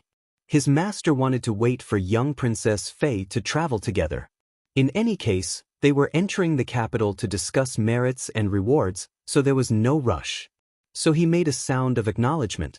Xiao Su did not pay attention to Hua Ling's teasing expression. With his hands behind his back, he looked into the distance. A faint joy that even he did not notice appeared in his eyes. In this world, there would always be a person that you were reluctant to part with when they left, but when they came, they made you happy. Ian, after not seeing you for a few days, my heart misses you. Chapter 1003. As if she felt something, Chu Qingyan couldn't help but turn to look in the direction of the capital. Big Ice Cube and the others should be arriving at the capital soon, right? They had been gone for more than half a month. From the time they met until now, they hadn't been separated for so long. AI, what should she do? She didn't even want to be separated for a day. Was this the feeling of being in love? Did she want the two of them to stick together all day long? Thinking about it, she wondered if she was like those young girls with a young girl's heart now. That wouldn't do. She was an independent woman. She had to have pursuits, dreams, and beliefs. But she patted her head. Her pursuits, dreams, and beliefs, weren't they that person she hadn't seen for more than half a month? She couldn't help but laugh at herself for being so disappointing. But wasn't life about finding a semicircle that matched you, and then rolling together until the end of life? As she let her imagination run wild, she burst out laughing. It could be seen that without the big ice cube, her imagination was getting bigger and bigger. Knock knock. Someone knocked on the carriage wall. Chu Qingyan restrained the wanton smile on her face and said with a light smile, "What is it?" "Esteemed princess consort, there's a letter for you." The person who spoke was the maid Xiao Shi from the Lianqing Palace. Usually, Xining was in charge of her daily expenses. Because she arranged for Xining to be in charge of her businesses in Jiangnan, the steward arranged another maid to serve her this time. Because she was afraid of trouble, the steward only arranged for Xiao Shi. Other than Xiao Shi, she also had a maid, Jasper. But she was different from ordinary maids. She was chosen from the Howling Cavalry. On the surface, she was a maid, but in reality, she was her personal bodyguard. There was a reason why she was chosen. Chu Qingyan took the letter, wondering if it was from the big ice cube. When she opened it, she saw the familiar handwriting. Her eyes couldn't help but curve. It was a letter from her parents. They wrote how much they missed her and the big ice cube, talked about the interesting things that happened in Jiangnan recently, and finally asked when they would return. Reading to the end, Chu Qingyan couldn't help but recall the night before she left Jiangnan. Her mother was carefully sewing clothes for her by candlelight, and her father was sitting around the table looking down. She didn't know why, but her heart was warm and dull. She rubbed her moist eyes and somewhat missed her father and mother. But soon, her eyes filled with a gentle smile, she said to the outside, "Jasper, brush, inks, paper, and inkstone." The reply was straightforward, without the slightest bit of sloppiness. As expected of someone from the Howling Cavalry. Soon, the brushes, the ink, and the paper, the ink. Baiyu was dressed in neat clothes and was full of vigor. Her appearance was delicate and pretty, but she didn't speak much. She always had a straight face, giving people a feeling that she was very unapproachable. Chu Qingyan was the only one who knew that hers strictness came from the Howling Cavalry. Hers was in fact cute, but she was born with a poisonous tongue. Jasper, what are we eating tonight? Chu Qingyan couldn't help but want to tease her when she saw Jasper grinding. I heard from Su Yi that it's a roasted rabbit. Jasper replied seriously. What if I want to eat fish? Chu Qingyan tilted her head to look at her. Jasper didn't show any signs of being in a difficult position. She continued to say seriously, then this subordinate will go catch some fish for you later. PFFF, Chu Qingyan couldn't help but laugh. Jasper, I'm just teasing you. You're no longer a shadow guard. In the future, you can leave this kind of thing to Su Yi and the others. You don't have to do it yourself. Jasper nodded, then she said, actually, this subordinate catches fish the fastest in the Howling Cavalry. Su Yi and the others can't compare. Chu Qingyan couldn't help but laugh. All right. When we return to Jiangnan, I'll let you catch fish properly. It's best if people don't suppress their natural instincts. Jasper nodded seriously. After talking for a long time, she still didn't see Jasper reveal a smile. Chu Qingyan blinked and said with a smile, Jasper, why are you always so serious? Show me a smile. Jasper looked at her seriously and said seriously, Master, it's fine if you tease this subordinate here, but don't do it when you return to the capital. Otherwise, His Highness will get jealous. Nothing will happen to you, but this subordinate will suffer. Being corrected so seriously, Chu Qingyan was stunned for a long time. It was as if she was choked by this adorable subordinate's words. What you said really makes sense. I'm actually speechless. Jasper, I'm a little thirsty. Is there still sour plum soup? Master, including the bowl just now, you've already drunk 3 bowls. It's such a hot day. I only have this hobby. Don't tell me you want to take it away from me too? Master, for the sake of your health, you should put this hobby away first. Chu Qingyan face-bombed. So unromantic. She helplessly waved her hand to dismiss her. She really picked a servant girl who could anger people to death anytime and anywhere. But after face-palming, she couldn't help but laugh.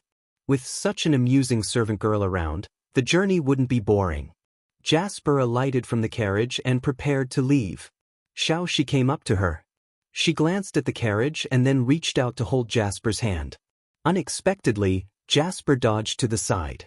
Xiao Shi's smile froze before it could spread. Jasper indifferently looked at her, as if she didn't notice the other's awkwardness at all. What's the matter? Xiao Shi immediately smiled when she heard this. She innocently asked, Big Sister Jasper, what did the princess consort say to you that made you so happy? Master is naturally cheerful. It's normal for her to be happy. Jasper indifferently said. Xiao Shi choked, but she quickly smiled and greeted her, Big Sister Jasper is right. Bai Yu ignored her and continued walking forward. However, Xiao Shi persevered and followed closely behind her.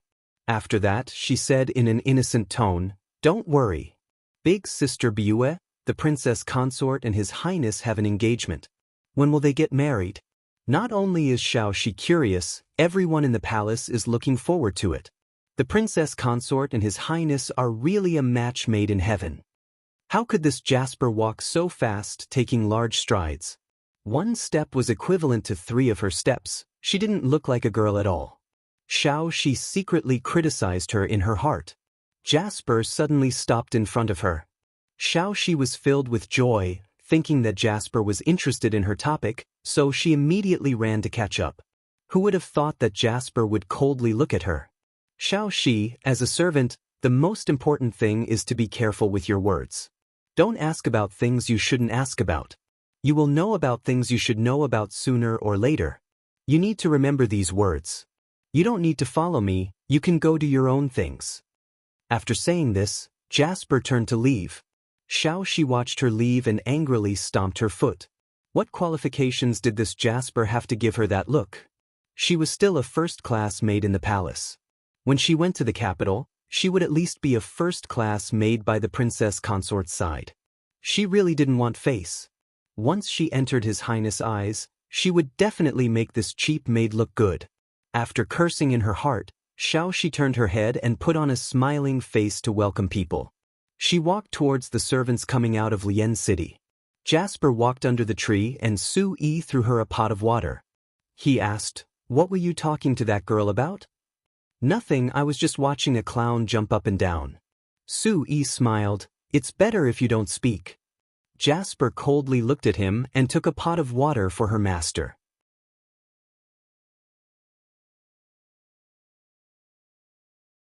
Chapter 1004. The biggest surprise in life was when the person you were constantly thinking about appeared in front of you without warning. When Su-yi said, "Master, we have already met up with the 3 armies," she was completely stunned. Before this, no one had told her that she would meet the big ice block before entering the capital. She always thought that they would only meet after he entered the capital to pay respects to the emperor. This accident came too suddenly and was too surprising. Before the carriage came to a stop, she lifted the curtain without thinking. However, there was already a person standing in front of her. Black-robed and black hair, looking extremely noble. It made her forget to get off the horse and just stared at him in a daze. And in Xiao Su's eyes, she was like a bright ray of light that suddenly appeared from behind the curtain and shined into his eyes. The early morning wind brought with it moist dew as it blew towards the two of them. It blew up the corners of her clothes and blew away the thin veil covering the beauty's face. Her white skin was like an eggshell that had been peeled off, soft and smooth. Her forehead was full, and the silver-red hair that hung down from her hair made her eyes look lively and charming. Her face was lightly covered with makeup and her vermilion lips naturally curved, giving people a feeling of a pleasant smile. Her elegant charm could not be hidden by her simple dress. Just this one glimpse was enough to make people envious. He quietly came to the front of the carriage to give her a surprise, but he did not think that she would give him a stunning surprise. He had not seen her in female clothes for many months. Suddenly seeing her, his heart suddenly skipped a beat. Even if he could face thousands of enemies without batting an eyelid, he could not help being intoxicated by her beauty. Chu Qingyan looked up and saw him. She wanted to throw herself at him, but when she remembered that there were outsiders around, she suppressed the impulse in her heart. She got off the carriage and slowly walked in front of him. She wanted to greet him, but she did not think that he would just stare at her without any reaction. She muttered in her heart, why wasn't he as excited as she was? Did he really miss her? "Big ice block, are you not happy to see me?" She lifted her veil and looked up at him, her voice filled with disappointment. The person in front of him was as beautiful as a flower, as beautiful as jade. How could he not be happy? He lifted his hand and pulled the veil of her veil aside, revealing her entire face. The corners of his lips curled up as he said dotingly, "I haven't seen you for a few days. You've lost some weight." As soon as he said that, Chu Qingyan couldn't care less about the problem she was struggling with. She immediately looked down at herself and muttered softly, "I've obviously gained weight." Xiao Su chuckled. "You're so annoying." Hearing his laughter, Chu Qingyan rolled her eyes at him. Xiao Shi was separated by Su-yi and the others outside the carriage. At this time, she really wanted to go forward and show her face beside His Highness. Unfortunately, these people did not know what was going on. They took her to the side and did not let her come in contact with the two masters. Arms could not win against thighs, so Xiao Shi gave up on going forward. She turned around and asked, "Sirs, why is it that His Highness is here and we are not allowed to serve him?" Su-yi did not answer, but Su-san beside him answered, "Right now, Master does not need you to serve him. I think that His Highness would rather have no one by his side." Xiao Shi did not understand. At this time, Jasper came to her side and glanced at her, "Just be direct. His Highness only wants to see Master right now. Everyone else is just flowers and grass. It's best if they are not an eyesore." Xiao Shi's face turned hot from her gaze. It was as if her thoughts had been discovered in front of everyone. "If you really want to do something, then come with me to the stream to wash the vegetables."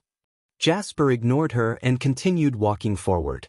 Xiao Shi lowered her head and followed, but she couldn't help looking back at the two standing in front of the carriage. His Highness was not as cold as the rumors said. Wasn't he very gentle to Princess Consort right now?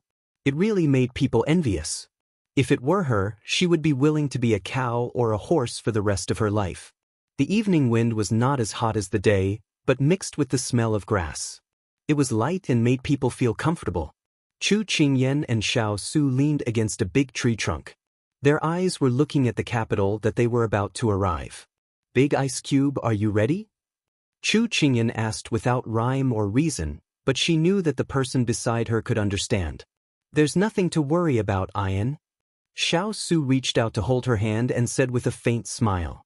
Their fingers intertwined, swearing that they would never leave each other's hand. "I believe in you." "Good, let's go." After the two groups of people met up, they headed toward the capital in a grandiose manner. When Xiao Ran heard that Chu Qingyan was returning to the capital, he was filled with excitement. He would occasionally pace back and forth to wait for news. "Your Highness the Fourth Prince, His Royal Highness and Miss Chu have already arrived 10 miles away from the city. They will enter the city in 2 hours." Song Yu came back from outside and immediately reported to His Highness. Xiao Ran suddenly stood up from his seat. His face was filled with pleasant surprise. "Really?" "Yes, the Minister of Rights has already led the civil and military officials outside the palace, waiting for the soldiers to enter the capital." Song Yu continued to report. "Good, prepare a sedan for me. I want." Before Xiao Ran could finish speaking, he heard a voice outside the door. "Eunuch Xiao requests an audience." What was Eunuch Xiao doing here at this time? Although Xiao Ran was a bit impatient, he still let him in. Eunuch Xiao walked in with a horsetail whisk.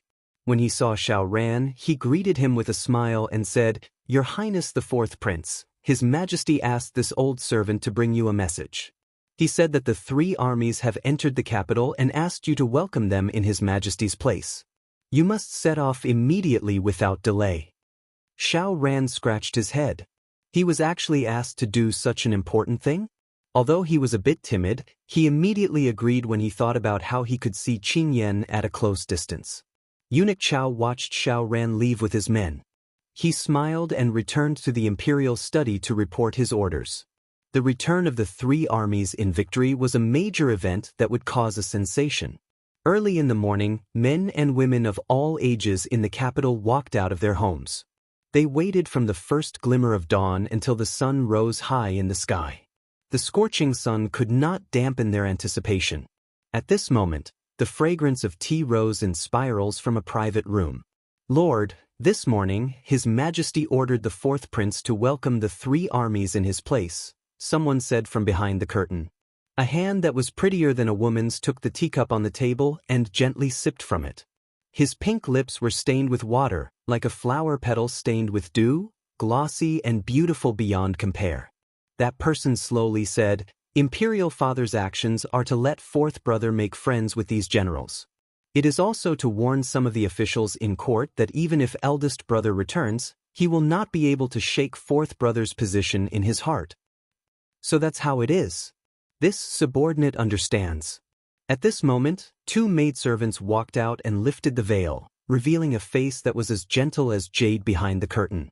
It was Xiao Ho.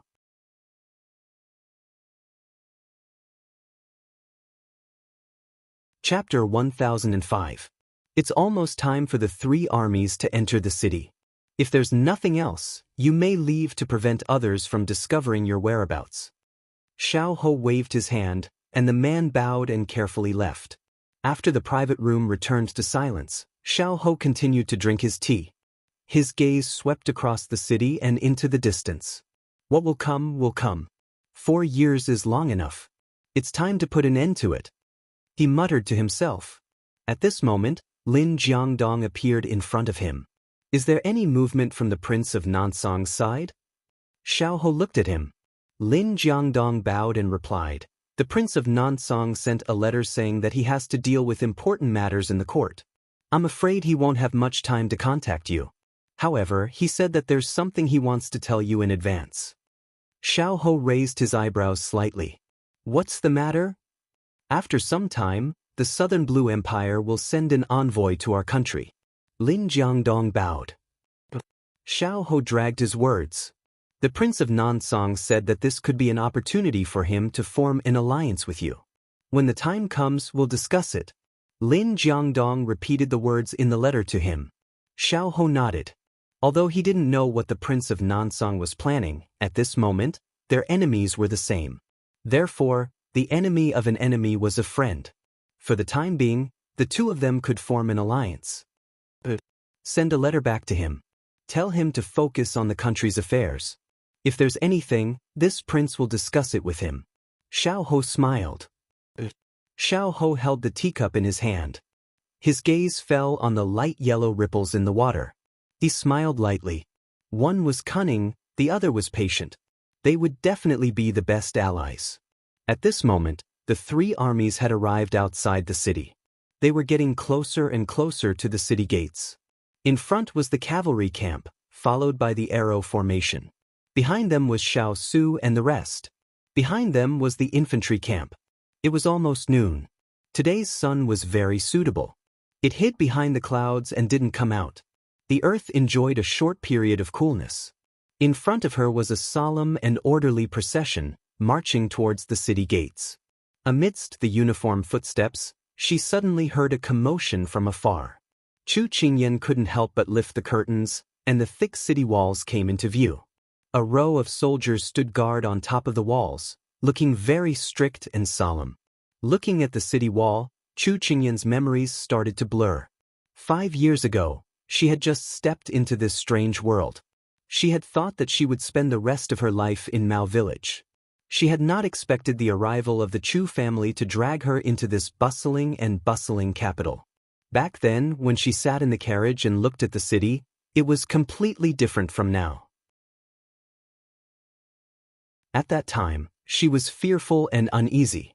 She pretended to be strong and wanted to protect the safety of the people around her. She didn't know if she could walk out unscathed. Now, although she was uncertain about the future, she had someone to rely on. She was no longer isolated and helpless. She didn't need to force herself. Moreover, she already had the power to protect herself and others. Thinking of this, the three armies had already entered the city. When the carriage passed through the city gates, she had a premonition that she was about to enter a different life. When the darkness slowly receded, a strong light appeared. Chu Qingyan couldn't help but squint. Her veil blocked a part of the light, but the hubbub of voices poured into her ears. "Your Highness! His Royal Highness! The hero has returned. This is our warrior, our hero." Her eardrums were about to burst from the shouting. The sound wave was louder than the one before. It was about to drown her. Chu Qingyan adjusted to the light. When she opened her eyes, she saw a sea of people. There were men, women, old and young. It could be said that the whole nation was mobilized. At this time, they were waving their hands and cheering with tears in their eyes. The most they shouted was her family's big ice cube. She couldn't help but follow the crowd's gaze and look at the person walking at the front. The silver armor on his body shone brightly under the light. He looked forward with a cold expression. One hand was holding the reins, and the other hand was habitually holding the sword at his waist.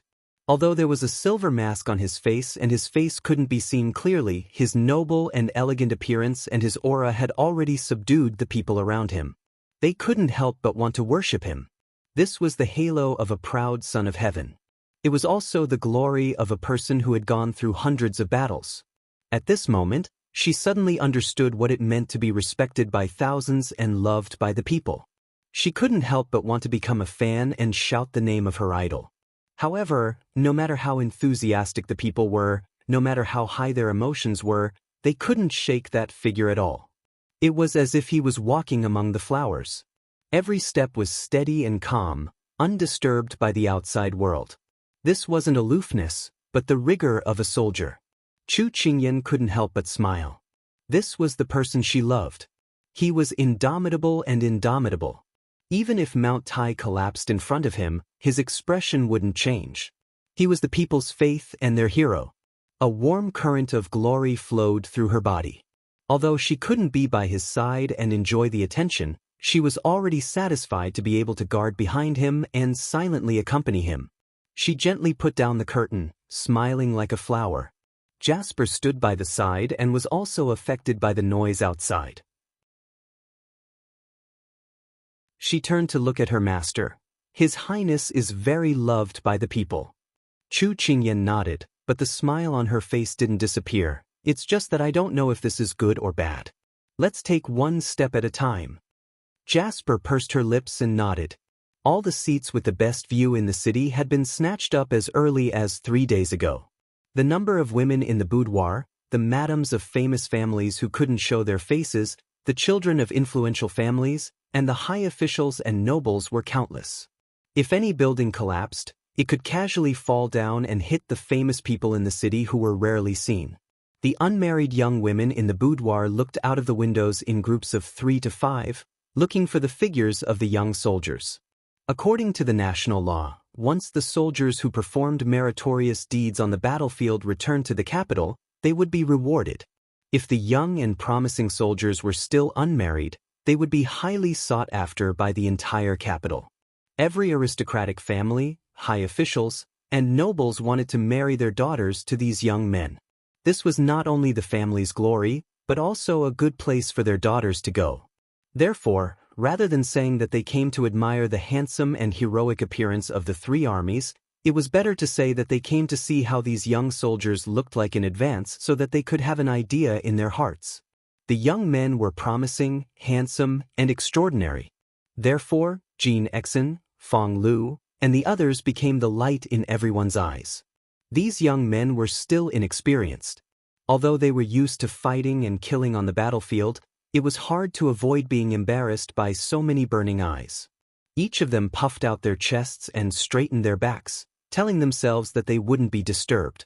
However, even more people's gazes were attracted by the person in the lead. His silver robe fluttered in the wind, and his appearance was imposing. He was the biggest contributor to the enemy's retreat this time. Xiao Su.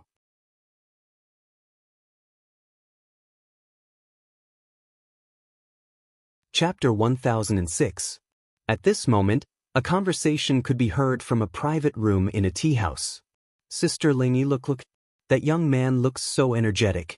The spear in his hand is so long and thick. It looks so heavy, but he can actually carry it. He's amazing. A beautiful girl in a pink and green floral dress supported her chin with both hands and tried her best to look outside. She wished she could squeeze her entire body out of the room. Little sister Tianyue, you have to be careful. We sneaked out, don't let anyone discover us. A soft voice advised. Tianyue quickly retracted her body and turned back to stick her tongue out at her. Then, she continued to point at the soldiers and said with a blushing smile, Sister Lingy, I heard from my mother that your father intends to help you choose a man from these soldiers to be your Mr. Right. Come and see if there's anyone you like. Qi Lingyi's face instantly turned pink after being exposed. She patted Yu Tianyue's hand gently and said shyly, What nonsense are you talking about? We haven't even started dating yet. Yu Tianyue giggled and said, Sister Lingyi, don't be shy. You're such a good person and your calligraphy is so good. You were even praised by His Majesty during the poetry conference. You're definitely a talented woman. If your father really wants to help you choose your Mr. Right, I think His Majesty will definitely agree to this. Qi Lingyi's face turned redder and redder. She couldn't help but say, Stop talking nonsense. Be careful that I won't accompany you out in the future. Yu Tianyue begged for mercy. My good sister, I won't talk about it anymore. But quickly come out and take a look. Otherwise, you'll find a dark and swarthy husband in the future. Qi Lingyi didn't want to bother with her anymore, but she couldn't help but stand out and poke her head out to take a look. With just a quick glance, her gaze was attracted by the soldier at the front. Although she couldn't see his face clearly, she couldn't move her eyes away from the side of his body that was facing her. His temperament was outstanding, and he had a dignified aura. Little sister Tianyue, who is that person? She had forgotten that she had said before that she did not want to pay attention to her, so she murmured. Yu Tianyue followed her gaze and frowned slightly. I don't know either. But from the looks of it, he should be a very powerful soldier. Otherwise, his aura wouldn't be so imposing. Qi Lingyi was a little disappointed, but the image of his back was deeply imprinted in her mind. If there was a chance, she hoped to see him again. As soon as this thought flashed through her mind, she suddenly widened her eyes. How could she have such a thought? Yu Tianyue didn't notice Qi Lingyi's strange behavior. Instead, she continued to pull Qi Lingyi to look at the weapons below. She commented on those cold weapons, but Qi Lingyi didn't listen to a single word she said. Opposite Qi Lingyi's tea house, there were also a few ladies sitting there. They were dressed in exquisite and gorgeous clothes, and their appearances were extraordinary. I've lived for so long, but this is the first time I've seen such a battle array. It's really an eye-opener. A young lady's voice sounded. Only the army led by His Royal Highness can have such a battle array. Otherwise, it's just SO. A lady dressed in a water-blue waist-tight dress said in a loud voice. From Big Sister Xirshu's words, you seem to know the King of England very well? The young lady just now raised her eyebrows and asked. How should I put it? She probably grew up listening to His Royal Highness deeds. The lady dressed in water blue looked at the leader of the three armies and said with an infatuated gaze. Big Sister Xirshu is right. Although I haven't seen His Royal Highness in person, he should be in his early 20s this year. 10 years ago, he fought against the enemy and retreated 300 miles, never to invade Sichuan again. At that time I was still young, but I've heard a lot about his heroic deeds. It can be said that he's a hero from a young age. The lady dressed in water blue didn't say anything. Her gaze followed Xiao Su's movements. At this time, there was no one else in her eyes. In her eyes, the three armies were just the background of that silver figure. The lady dressed in water blue was called Meng Xirshu. She was the second daughter of the Minister of War, Meng Xian. Her facial features were deep and her appearance was outstanding. She usually liked to play with swords and spears. She didn't have the gentleness of an ordinary woman, but had a heroic spirit. The first person to speak was the eldest daughter of the Minister of Personnel, Shui Jiaxue. She was young and had a delicate appearance. In fact, there was another young girl in the room. She was beautiful and wore an orange-red dress. Her hair was tied up in a complicated bun. She had a graceful figure, but her eyebrows were rather high and her gaze was somewhat arrogant. This person was Jing Mingzhu, the only daughter of the Minister of Rights, Jing Jin, and his wife. She heard the words of her two sisters and smiled.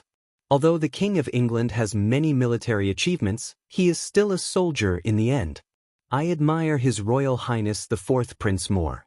He is talented and learned, modest and amiable. Everyone has their own eyes. Big Sister Xirshu should admire His Royal Highness more. Shui Jiaxue looked back at Jing Mingzhu and poked Meng Xirshu beside her. Meng Xirshu wasn't very satisfied with Jing Mingzhu's tone. Although the two of them had a good relationship on the surface, they often competed in secret. When she heard Jing Mingzhu slandering the King of England, she felt stifled in her heart. Little sister Mingzhu, you can't say that. His Royal Highness has worked hard for the country and is deeply loved by the people. I don't know what praiseworthy deeds that His Royal Highness the Fourth Prince has done. Meng Xirshu had long heard that the Minister of Rights had the intention to marry Jing Mingzhu to Xiao Ran. Although Jing Mingzhu was annoyed, she didn't show it on the surface. She slightly curved her lips and smiled. Big Sister Xirshu, it sounds like you admire His Royal Highness very much. Unfortunately, don't forget one thing. He already has an engagement, and that was personally bestowed by the retired emperor. His Majesty personally wrote the decree. You should be more careful and don't have any ideas that you shouldn't have. Meng Xirshu's face flushed red because of these words. She wanted to say something but was too embarrassed to speak. She simply turned her head away and didn't look at Jing Mingzhu. Shui Jiaxue didn't expect that the two of them would have a disagreement because of this. She didn't know who to help. In the end, she was also annoyed and didn't care anymore. At this time, Meng Xirshu's gaze once again turned towards the direction where the figure was almost out of sight. Her hands tightly grasped the wood of the window. So what if there was an engagement? So what if it was Chu Qingyan? She didn't believe that she couldn't be compared to a mere poor Chu Qingyan. She had been practicing martial arts since she was young. She didn't like poetry and books but loved swords and sabers. 5 years ago, she was fortunate enough to follow her father to the military barracks in the city. She saw the King of England demonstrating a set of swordsmanship to the soldiers. From then on, That outstanding figure was deeply engraved in her mind and accompanied her for 5 years. At that time, she was only a little over 10 years old. Why was it that Chu Qingyan, who had no redeeming qualities, was able to stand by his side? She practiced martial arts day and night for him and never once fell behind. Why couldn't she stand by his side? This time, when the army returned to the capital, it was a once-in-a-lifetime opportunity. She must find an opportunity to get to know him, let him know of her existence, and then let him fall in love with her. Meng Sheshu's eyes flashed with determination and expectation.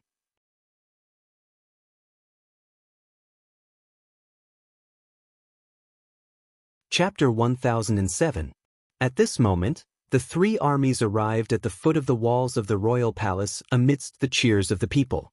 The civil and military officials waited at the palace gates and came forward in a grandiose manner. Jingdo had not seen such a scene in many years. Most of the officials were civil officials. When they heard of the battle, they were thousands of li away. Now, with the sound of hooves and the uniform steps, they had long been shaken to the core. Xiao Su tightened his grip on the reins and made a gesture. The subordinates following behind him immediately stopped in their tracks. It could be said that this was an order, not a single action was superfluous. From this, it could be seen that Xiao Su was very strict in his management of the army. No one was allowed to ride a horse in front of the palace gates. Xiao Su flipped off his horse. The reins in his hands were taken by a subordinate beside him. He stood ramrod straight and raised his head to look at the strict and tall palace walls. His gaze was indifferent. No one could tell what he was thinking. As the person in charge of the reception, the Minister of Rites did not dare to be negligent. Although His Royal Highness had an astonishing aura and an unapproachable appearance, he still forced down his trembling and led the officials toward him with a radiant smile. We respectfully welcome the victorious return of the great general who pacifies the South. As these words fell, the 100 or so officials behind him shouted their congratulations in unison. The soldiers behind Xiao Su all revealed smiles. To be able to receive such praise from these high-ranking officials, all their hard work was worth it. Xiao Su nodded slightly, his expression calm as usual. According to normal procedure, after they finished speaking, the main character should exchange a few pleasantries. Unfortunately, this main character did not do anything other than nod. Everyone swallowed. For 5 years had passed, but His Highness was still as aloof as ever.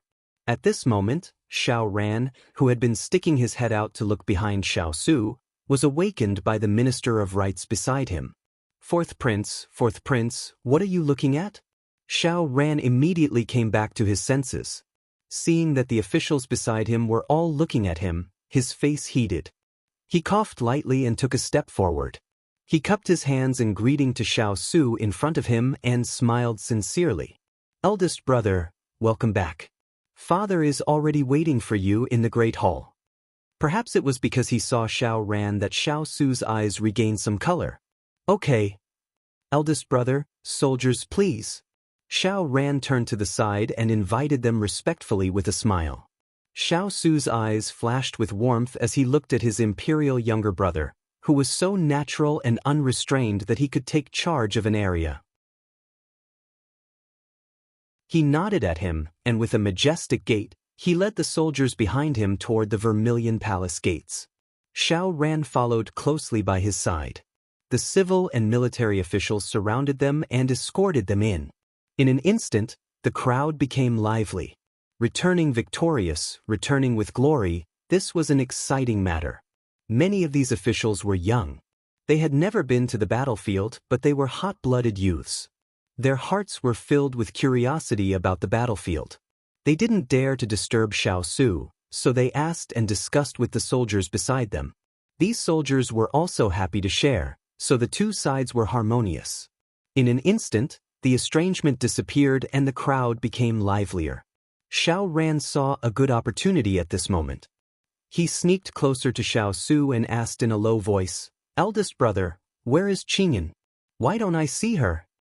Xiao Su was a little surprised that he would mention the little fellow in this situation. He looked deeply at his imperial younger brother in front of him and raised his brows slightly. When Xiao Ran asked this question, he didn't dare to say it out loud. Now that his eldest brother looked at him like this, he felt even more guilty. He scratched his head and said softly, "I didn't recognize her last time in the barracks. I feel very guilty and want to apologize to her." Xiao Su nodded faintly. "You don't have to take it to heart. Ian won't care about such a small matter." These words made Xiao Ran touch his nose involuntarily. Qingyan didn't care about this matter, but he felt uneasy. However, in this place, he couldn't be thick-skinned and continue to pester her. He couldn't help but look a little disappointed. Out of the corner of his eye, he swept Xiao Ran's disappointed expression. Xiao Su frowned and looked forward. In a voice that only the two of them could hear, he said faintly, "Chu Yen has returned to his hometown and won't appear in the capital in the future. Ian should have already arrived at the Wangfu." Xiao Ran's eyes lit up. He was instantly overjoyed and couldn't hide the excitement in his heart. Qing Yen had really returned. However, amidst his excitement, he understood the meaning behind his eldest brother's words. Qing Yen's identity as Chu Yen couldn't be exposed to the public. Now, in the capital, there was only Chu Qingyan and no Chu Yen. Therefore, Qingyan's current identity was that of a family member. It was normal that she didn't appear in the group. He immediately calmed his emotions and treated this mission seriously. As long as Qingyan returned, there was no need to worry about not being able to find her. Soon, the group entered the palace. As they walked up the stairs, the great meeting hall was right in front of them. Sichuan Emperor and the other civil and military officials were waiting. Soon, they heard voices coming from afar. Everyone was delighted. The person had arrived. Although he was wary of his eldest son, the Sichuan Emperor's face carried some expectations after not seeing him for so many years. He wondered how his eldest son had changed in the past few years. Soon, a figure appeared at the entrance of the hall. So many people crowded around a tall and cold man walked in. He wore a silver helmet, a silver battle robe, and a silver mask. The light flickered slightly, giving the people present a solemn and cold feeling. Sichuan Emperor's gaze was fixed on that person as he walked in, neither fast nor slow. If it weren't for those eyes, he probably wouldn't have recognized this person as his eldest son. At that moment, he suddenly understood. His memory suddenly went back to more than 10 years ago, before the fire had started. That handsome youth was walking towards him with a book in his hand. "Imperial Father, is I right to interpret these words?" Now, he was still slowly walking towards him. However, there was no trace of the familiar admiration in his eyes. There was only a bottomless pool of water. It seemed that there were very few memories of this eldest son of his. Sichuan Emperor couldn't help but ask himself, was it because he was often not in the capital? Or was it because he rarely paid attention to him? Before he could give an answer to this question, a group of people had already bowed in front of him. "Greetings, Imperial Father. I was fortunate enough to not disappoint you." Xiao Su cupped his hands in greeting. Sichuan Emperor pulled himself out of his memories with a slight smile on his face. "Su, you are indeed Imperial Father's most valiant and skilled prince. This time, it's all thanks to you that the people were saved from disaster. This is I's duty." Xiao Su lowered his eyes and replied in a neither servile nor overbearing manner. Sichuan Emperor was very satisfied with this attitude. At this moment, the other officials also stepped forward and said with smiles, "Your Majesty, the first prince is young and promising. He is the good fortune of the country and the people. The first prince is truly a dragon among men." Everyone could see that His Majesty was in a good mood and spared no effort in praising Xiao Su. This caused the minister of the left and the others to grin from ear to ear. In contrast, the minister of the right and the others smiled very reluctantly. The minister of the left and the others felt that they had vented their anger. After Xiao Su finished his report on the battle, everyone sighed. This non-song was truly ambitious and cruel. Fortunately, His Royal Highness had saved Sichuan. After the Sichuan Emperor sighed with emotion, he comforted the officials and said to them, "Tomorrow night, there will be a banquet in the palace to entertain the soldiers. Officials, come as well. Let's have some fun." Everyone happily agreed.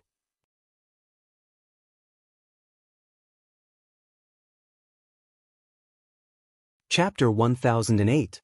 After the court was dismissed, the Sichuan emperor asked Xiao Su to stay. Imperial father. Xiao Su followed a few steps behind him, maintaining the distance between the emperor and his subject. The Sichuan emperor felt a little uncomfortable when he saw his son's distant appearance, but he quickly suppressed his emotions. This time, you've made a great contribution. What kind of reward do you want? In the main hall, the West Xian emperor once again felt a surge of guilt.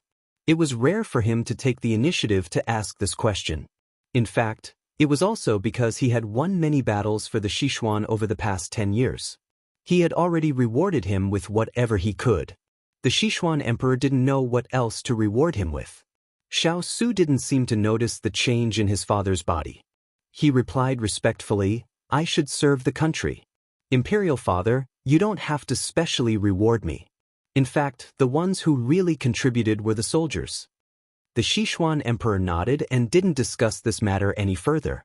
The two of them chatted as they walked, and the scene was very harmonious. It was difficult to tell that this father and son had drawn swords against each other 4 years ago. When they reached the door of the imperial study, the Sichuan emperor reached out and patted his arm. He smiled and said, "Go and see your mother. She has missed you very much these past few years." Xiao Su nodded. After Xiao Su's figure disappeared around the corner, the Sichuan emperor's smile slowly became flat. "Your Highness is still so high-spirited. I haven't seen you for 4 years, and you've become more mature. Congratulations." Eunuch Qiao stood behind the Sichuan emperor and smiled as he complimented him. "Yes, you've become more and more mature. He's so mature that even I can't tell what he's thinking." The smile on his face disappeared. The Sichuan emperor flung his sleeves and entered the hall. The harmonious and intimate atmosphere just now seemed to have been blown away by a gust of wind. Qiao Ji shuddered subconsciously and immediately followed him. On the other side of the palace, Chu Qingyan's carriage had already turned back to the prince's mansion. Over the past 4 years, the capital had changed a lot.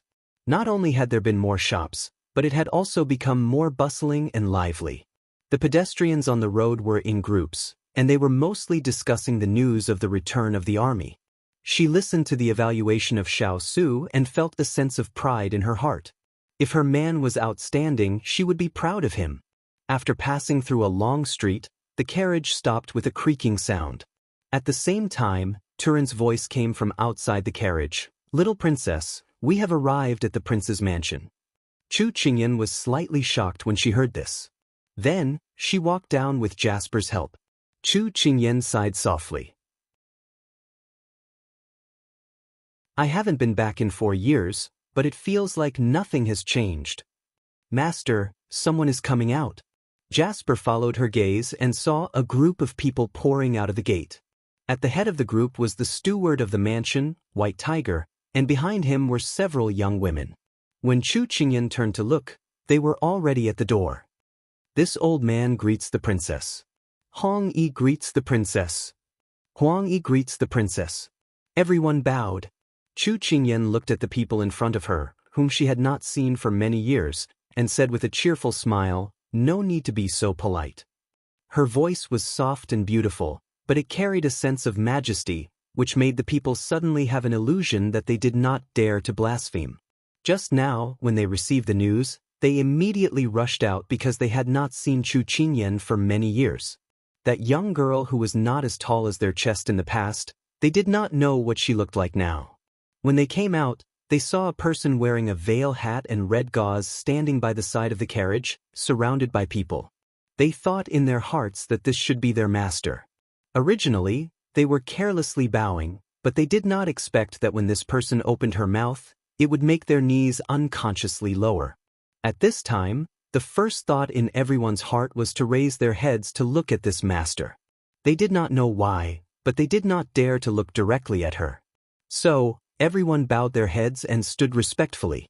Perhaps it was because she had been in the carriage for days, but Chu Qingyan was a little tired and did not have time to exchange greetings with everyone. "Let's not just stand there, let's go in."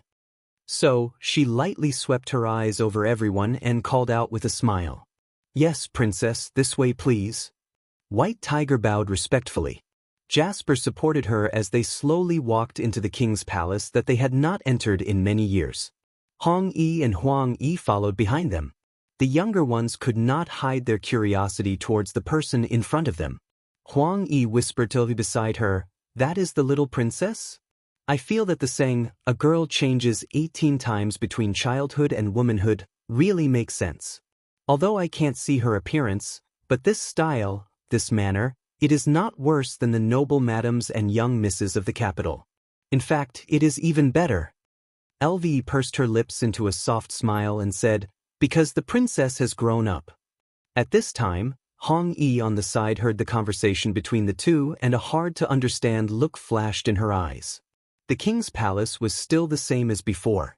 There was not much change, but there was an extra heavy atmosphere.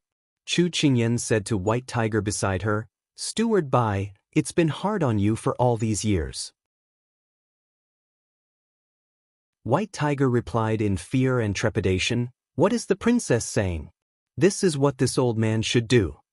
Chu Qingyan revealed a gentle smile, "You don't need to be modest.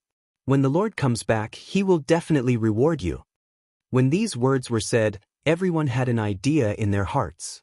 When the princess had come, she had declared her sovereignty with just a few words, making people not dare to be careless. After walking for a while, Chu Qingyan thought of something and said to Turin beside her, calculating, "His Highness should have already entered the palace. Go and ask around and see when His Highness will come back." Although Chu Qingyan had many people by her side, most of them were trained in Jiangnan and were brought over by Liancheng. They were not familiar with the king's palace in the capital, so Xiao Su had arranged for Turin to be by her side from the beginning to help with the matters in the palace. Turin had a calm personality and was reliable in his work, so Xiao Su's heart was at ease. Turin respectfully complied and then retreated. Everyone knew that Turin was the most powerful confidant by the Lord's side. Now, not only was he arranged to be by the princess's side, he was also obedient to the princess's words. It was simply inconceivable. "Steward Bai, you should also go and prepare to welcome the Lord's return. I have these maids by my side, I will call them if I need anything," Chu Qingyan said with a smile. White Tiger immediately complied and watched as Chu Qingyan's group continued to move forward. When he couldn't see anyone, the trembling expression on White Tiger's face completely disappeared. He straightened his back and then left in another direction. He entered the backyard and went through the door. Chu Qingyan was standing in the middle of the room with her back to everyone. She felt that her face was a little hot from the curtain hat, so she couldn't help raising her hand to take off the hat. At this time, Hong Yi and the others also followed her in. "Princess, do you want to bathe and change clothes first?" As soon as Hong Yi's words fell, Chu Qingyan turned around. When everyone saw the undisguised face, they couldn't help but hold their breaths.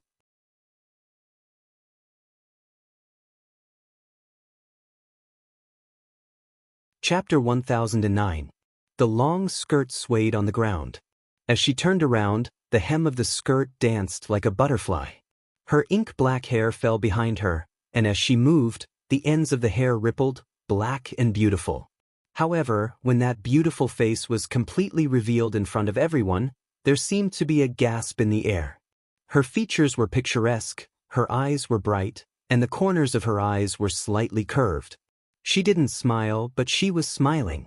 Her skin was whiter than snow, and she was as graceful as an immortal. She was dressed in an elegant crimson dress and had a graceful figure.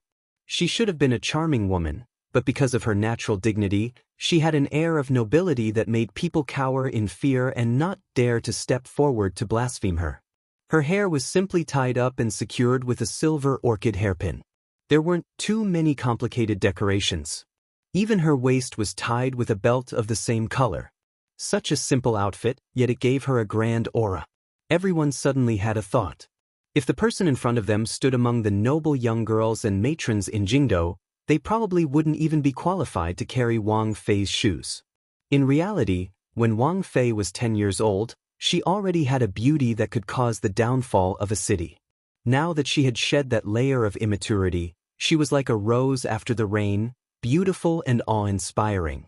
Chu Qingyan turned around and saw everyone standing in a daze. She couldn't help but laugh. "What? It's only been a few years, and you don't recognize me? Hong Yi and the others immediately lowered their heads. Newbie doesn't dare.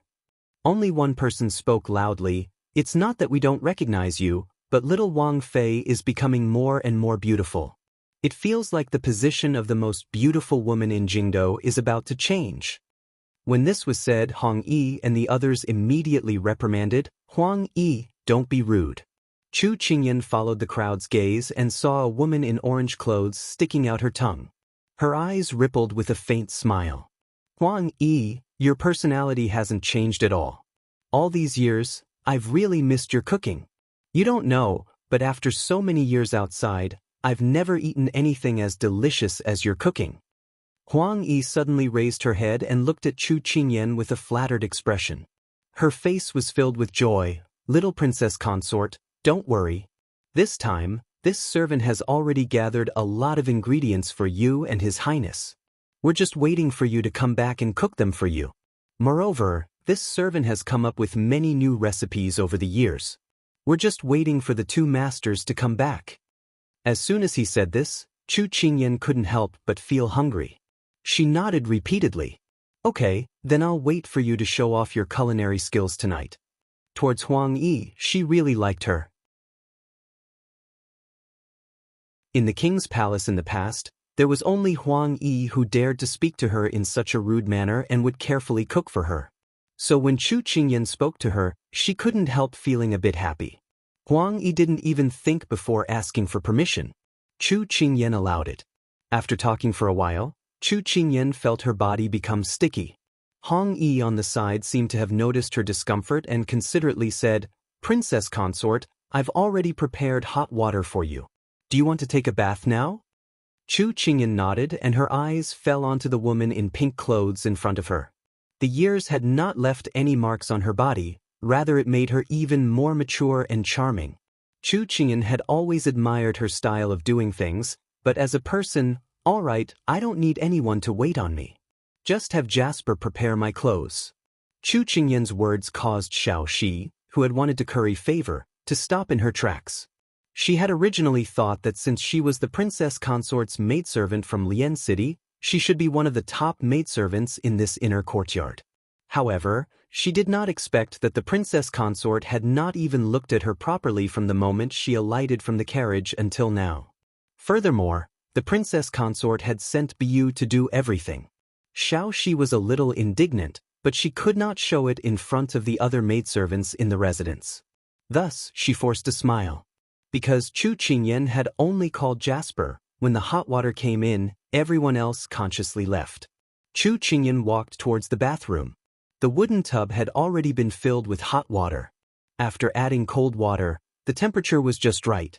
There was a layer of flower petals floating on top of it, rippling with the waves. It was very pleasing to the eye. She walked to the side of the wooden tub, her finger casually moving the surface of the water. She said faintly, Do you remember all the people you saw just now?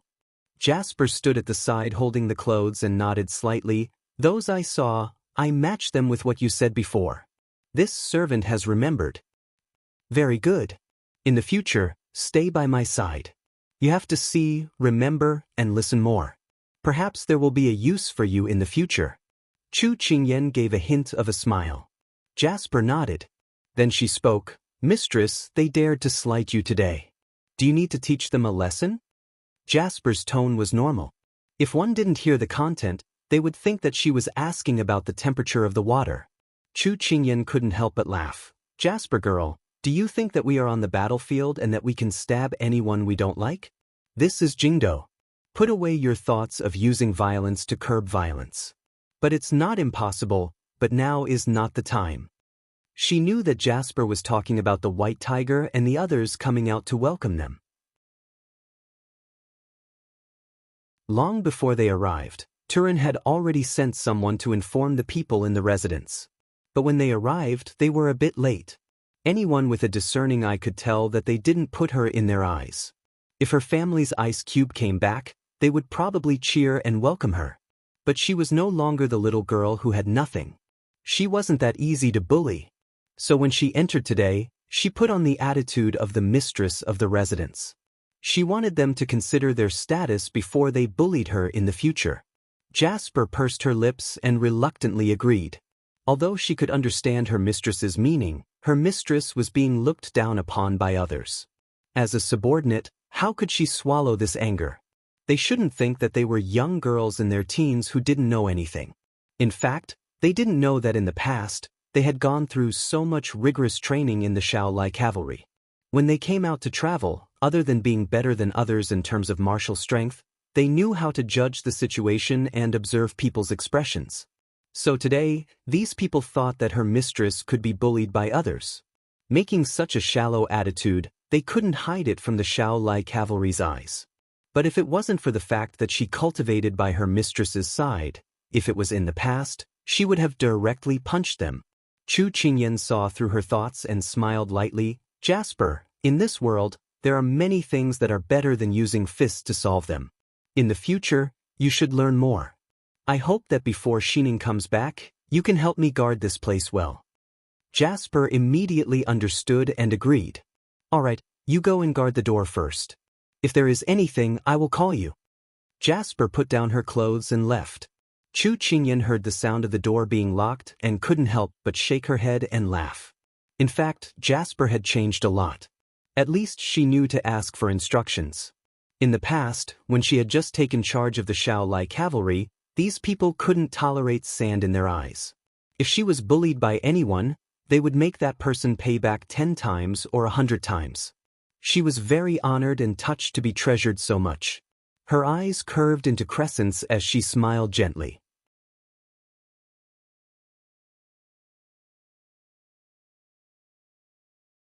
Chapter 10:10. Xiao Su walked in front of the solemn inner court of the imperial palace, looking straight ahead. The eunuch who was supposed to lead the way was almost unable to keep up with his pace. He had been looking at him with admiration, but now he could only bury his head and chase after him. He had walked this path for many years. He had spent more than 10 years of his youth here, but for some reason he didn't feel any familiarity with the grass, trees, palaces, and halls in front of him. It was as if he was just a passerby. Following his pace, he quickly arrived at the entrance of Chaoyang Palace. 4 years ago, when he had been released from prison, the tightly shut door was now open in front of him. Luo Yun led a group of palace servants to welcome him with smiles. Your Highness, you've come. Her Highness the Empress has been talking about you all day. Before dawn today, she told this old one to guard the palace entrance and wait for you. Luo Yun said with a smile after leading everyone in saluting. Xiao Su didn't react to her words and only gave an indifferent sound of acknowledgement. After all, she had been in the imperial palace for a long time. His Highness' indifference didn't cause Luo Yun's face to lose color. She continued to smile and said, Her Highness is waiting for your Highness in the imperial palace. Xiao Su gave a slight nod and then strode into the imperial palace. After he entered, Luo Yun sighed softly. Back then, before His Highness left the capital, Her Highness shouldn't have rejected His Highness outside the door. Now, he didn't know when the estrangement between mother and son would disappear. She shook her head and quickly followed after him. After the 3 armies entered the city, Empress Liang was already restless in the imperial palace. She was very expectant. Now that she heard someone report that someone had arrived at her door, she was even more delighted. Empress Liang had just put down her teacup when she heard a palace servant announce, His Royal Highness requests an audience. Her gaze immediately turned to the door. She saw a tall figure appear in front of her like a god. His heroic spirit couldn't be concealed even by armor. Although she was very strict with Xiao Su, she had given birth to him after 10 months of pregnancy. She could recognize him just by looking at his figure. I pay my respects to Imperial Mother. In the blink of an eye, he was already right in front of Zhang Xian, kneeling down to pay his respects. After so many years, you still know to come back. He might as well stay in that snow mountain and mine for the rest of his life. Otherwise, this consort will get sick of it. After not seeing each other for so many years, Empress Liang also wanted to talk to him properly. However, when she saw that other than his salutation, he was cold and unapproachable, this immediately aroused dissatisfaction in her heart. I didn't want to come back, Xiao Su replied indifferently. Empress Liang was still thinking that he would say a few good words, but she didn't expect to hear him say that. Her whole face immediately changed. You unfilial son. She scolded. In the past few years, she had been dissatisfied with him taking matters into his own hands, refusing to send the Liang family's young ladies to him, and ignoring her orders.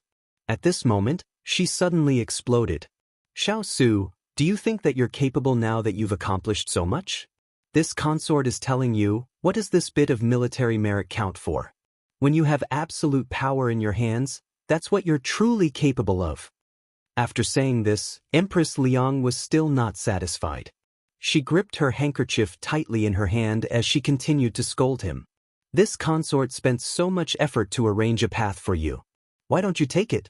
Why do you have to choose a path with no future? Imperial Mother, your words are incorrect. I is no longer a naive child.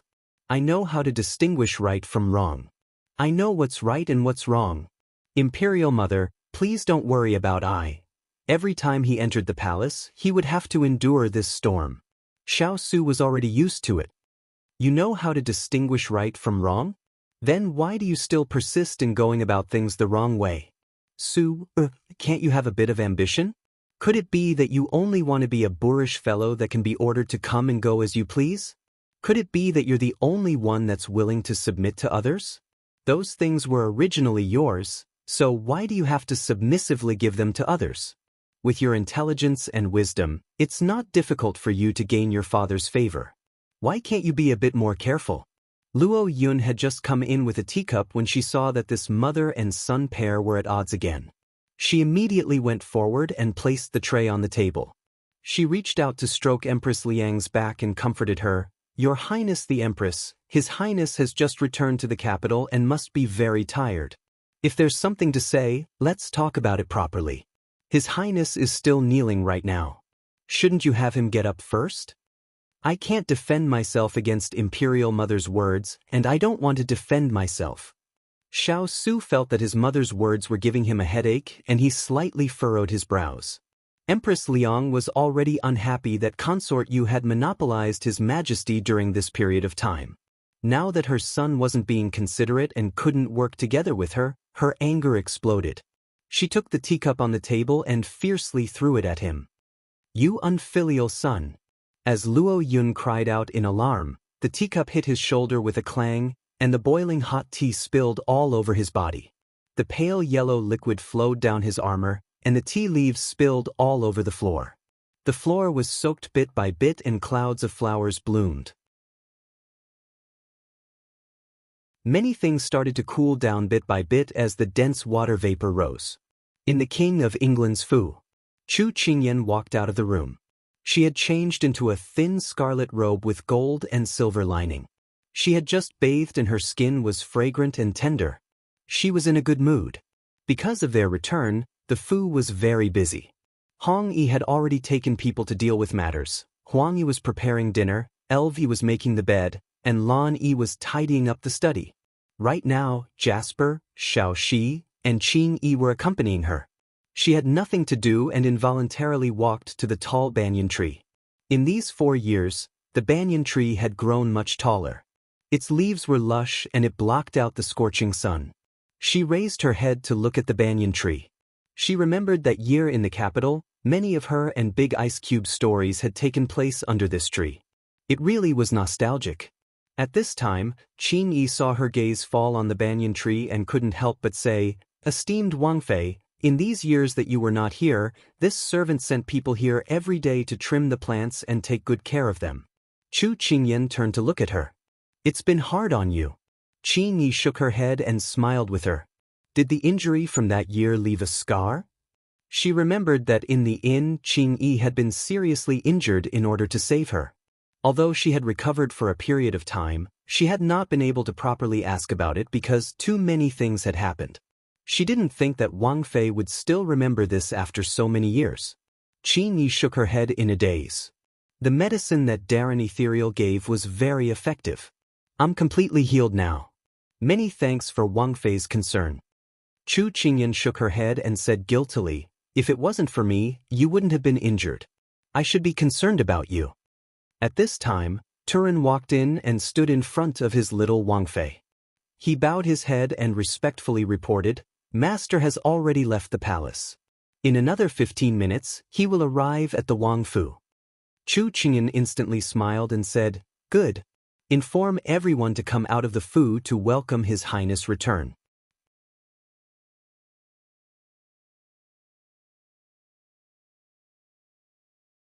Chapter 10-11. Hearing the news that Big Ice Cube had returned to the Fu, Chu Qingyan couldn't suppress her excitement. She led all the servants in the inner compound towards the front door. Maybe it was because they hadn't seen their master for many years, but the servants in the Wang Fu all had joyful expressions. They followed behind Chu Qingyan and left. This kind of atmosphere could easily stir emotions. Their steps quickened. When they reached the door, there was still no one on the road. Chu Qingyan said with a smile, "Everyone, don't be impatient. His Highness will arrive soon. Everyone needs to show their best side and let His Highness feel our enthusiasm." When everyone heard this, they immediately puffed out their chests and showed their teeth. They were in high spirits. Seeing this, Chu Qingyan nodded in satisfaction. Seeing that the person hadn't arrived yet, Chu Qingyan wasn't in a hurry. She used this time to ask the servant girls next to her, "Hong Yi, is everything ready?" Hearing this, Hong Yi bowed and replied, "The room was cleaned a few days ago. The bedding has been dried, and the bathrobes and other items have been prepared. Huang Yi is busy in the kitchen right now. She will probably finish preparing the meal in an hour." Chu Qingyan nodded, "Hong Yi, I'm not worried when you do things."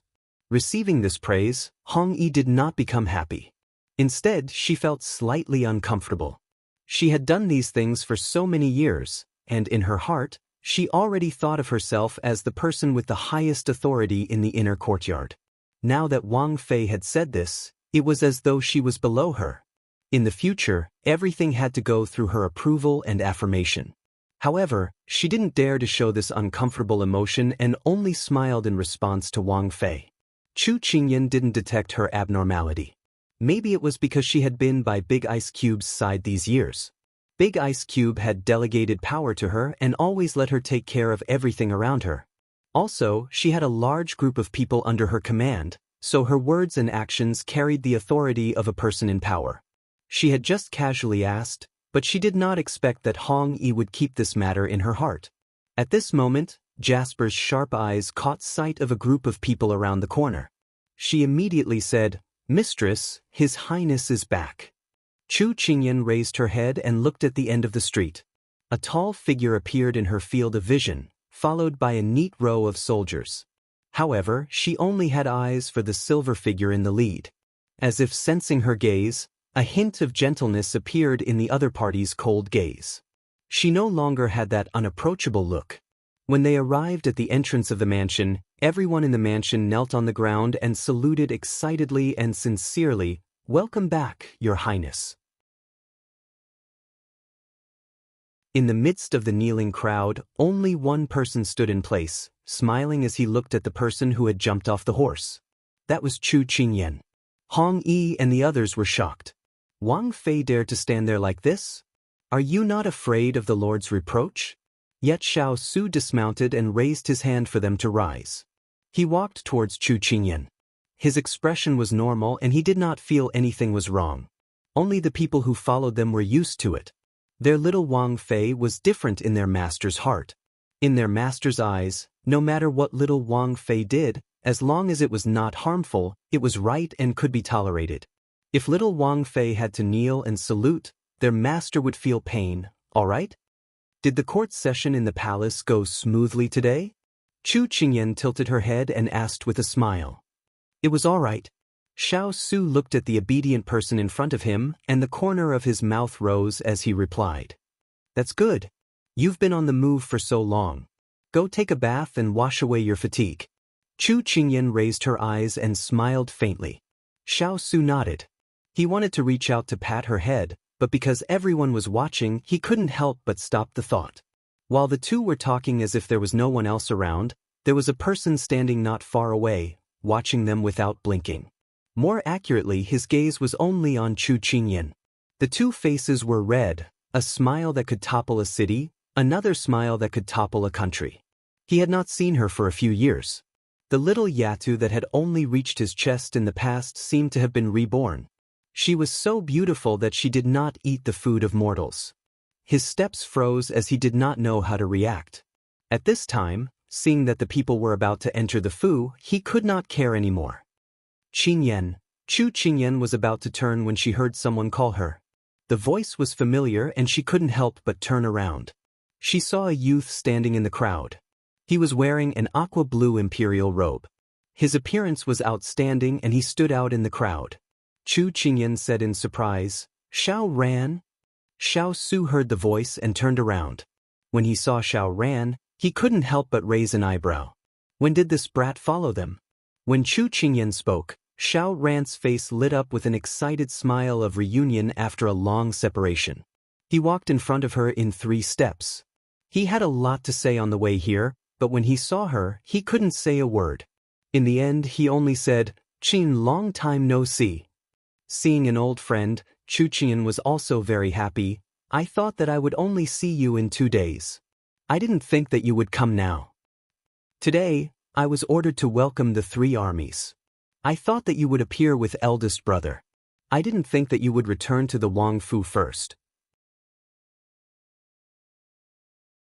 Once I finished dealing with the matters in the palace, I immediately rushed over." Xiao Su's tone was very fast, his eyes locked onto the person in front of him. He couldn't move his eyes away from the beautiful smile. Seeing that Xiao Ran wanted to stick his eyes to the little fellow, Xiao Su narrowed his eyes. He took a step forward and blocked Xiao Ran's line of sight. He said in a faint voice, "Let's talk inside the Fu." Xiao Ran thought about what they were talking about at the gate. He immediately realized and nodded, "Then let's go in first. Eldest brother must be tired and needs to rest first." Chu Qingyan looked at the 2 brothers and nodded without any objection. "There's a big meal being cooked in the kitchen. Later, everyone will sit around the table to eat.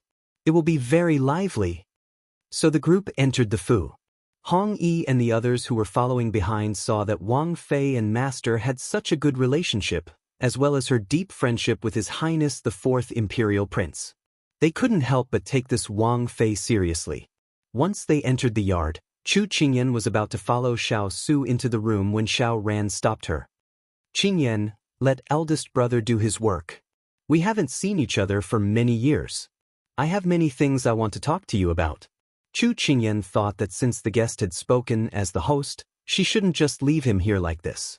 But just as she was about to stop and speak, the big ice cube's eyes looked over. His gaze was cold and carried the feeling of being abandoned. Chu Qingyan blinked. Was she sure she hadn't seen wrong? "Qingyan?" Xiao Ran didn't understand why he was talking to her while she was looking at eldest brother. Chu Qingyan came back to her senses, but the big ice cube only showed his back to her. She weighed the pros and cons and then turned to say to Xiao Ran, "Wait a moment. I'll be back in a bit." Finishing, she turned and walked towards Xiao Su. She was so fast that Xiao Ran didn't even have a chance to stop her.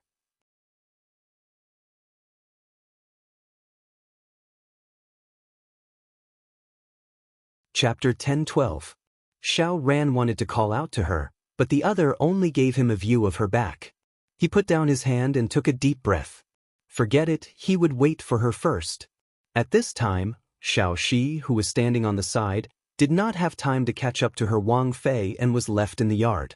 Actually, it was because such a young and promising youth had appeared by Wang Fei's side that she had been a little distracted. Now that the others were not here, she couldn't help but have thoughts.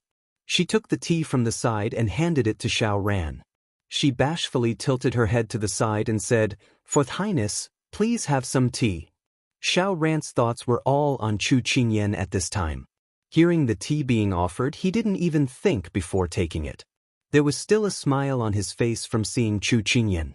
Seeing the smile on Xiao Ran's face, she thought it was because of her.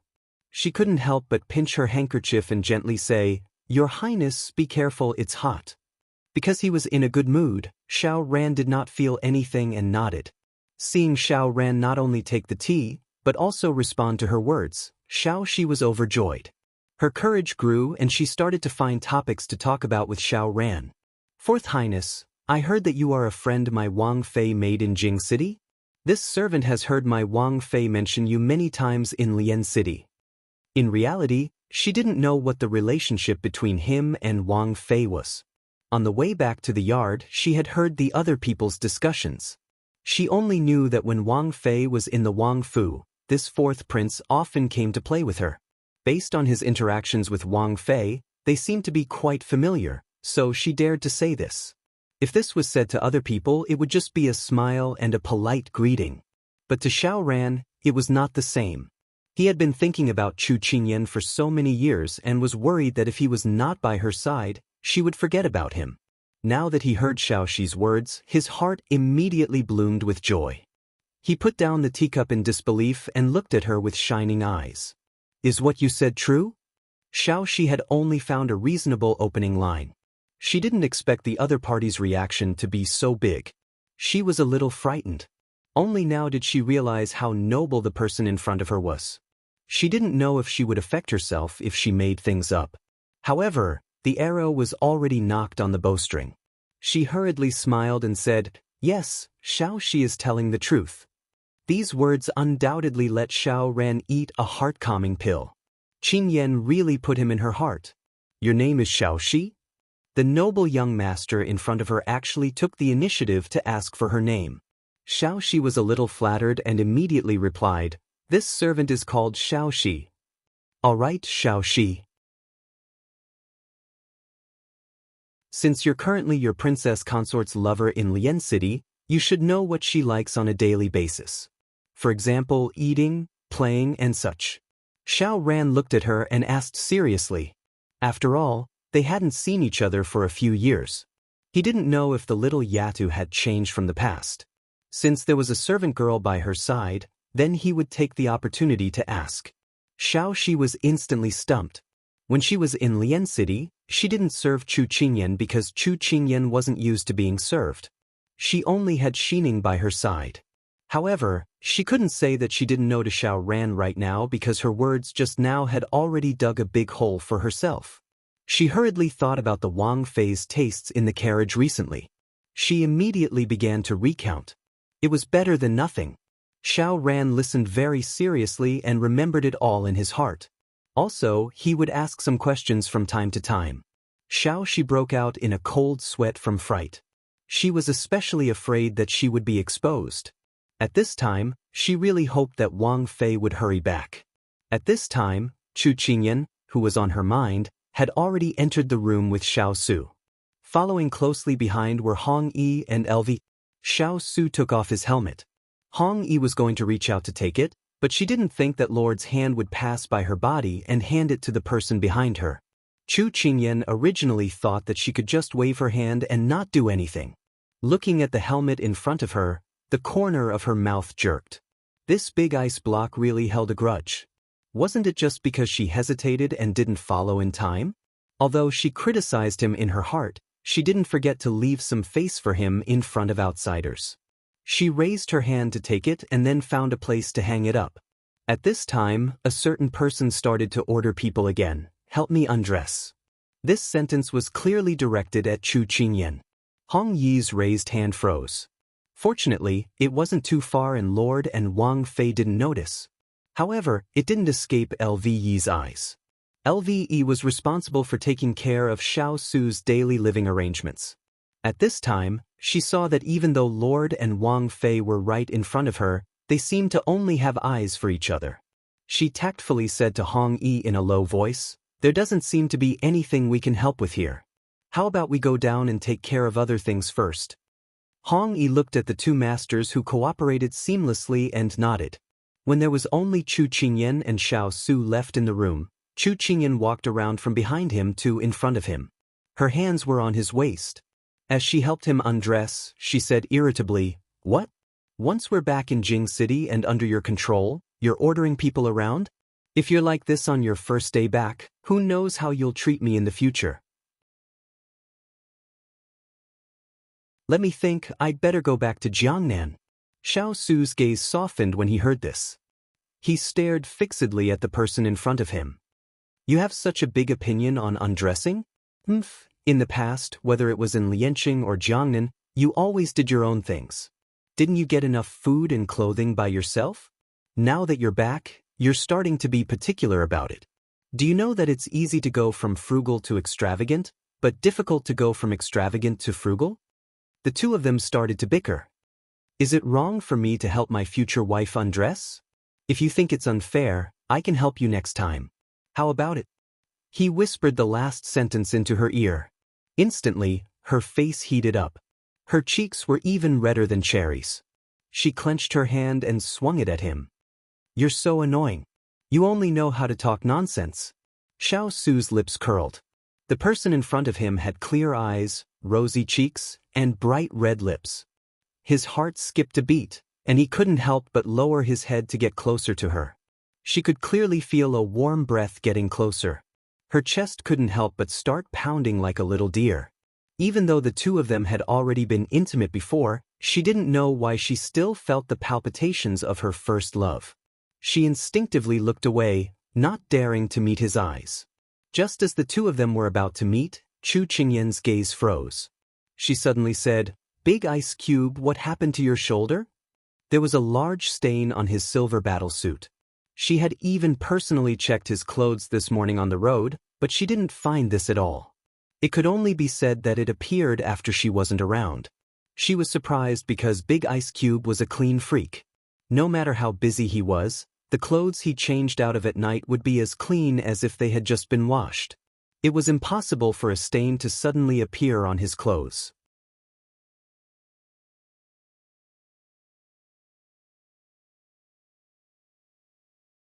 Chapter 10:13. Xiao Su was a bit unwilling to be interrupted, but when he followed her gaze, the fire in his eyes was immediately extinguished. Because he remembered the reason. He didn't want the little fellow to know, but unexpectedly she found out. "It's nothing, I accidentally got it." Xiao Su looked away, lowering his head to take off his battle clothes. How could Chu Qingyan believe this? Would someone accidentally pour something on their shoulder? Big Ice Cube, don't treat me like a 3-year-old child, believing whatever you say. She took a step back, crossing her arms as she looked at him, showing that she didn't believe him. "Okay, I'll tell you the truth." Xiao Su was helpless. As expected, he couldn't hide it from her. The battle clothes had already been taken off, and he casually placed it on the crossbar. With a seemingly casual expression, he said, "When I was visiting Imperial Mother today, she accidentally spilled the tea and it just happened to fall on my shoulder. It's not a big deal." In just a few words, the domineering and arrogant atmosphere in Chaoyang Palace was gone. But how could Chu Qingyan not understand the truth behind his words? This matter involved Empress Liang, so Chu Qingyan couldn't ask. She immediately stepped forward, grabbing his white inner clothes with both hands. "That tea must be very hot. Let me see if you're injured." The little fellow didn't continue to pursue the matter, which was unexpected, but it was also what he wanted. "Only, it's nothing, my skin is rough and my flesh is thick. This little bit of hot water won't affect me." Xiao Su held her hand and said with a chuckle, "The wind leaves a mark, and the wild goose leaves a sound. Not to mention, it's boiling tea, how can it be nothing?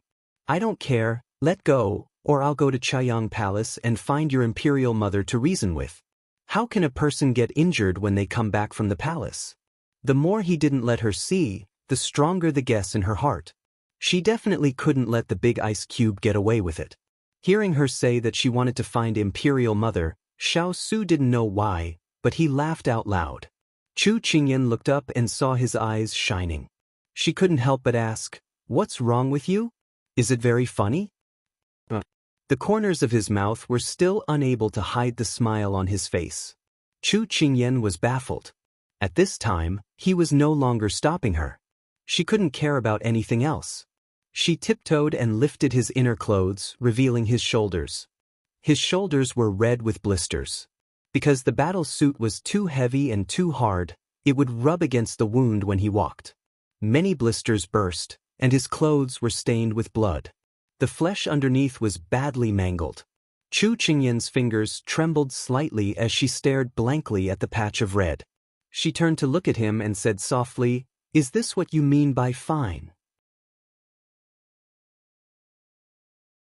If I didn't insist on seeing it, would you still hide it from me? Xiao Su glanced at his shoulder and turned to look at her. It's nothing serious. This is just a minor injury.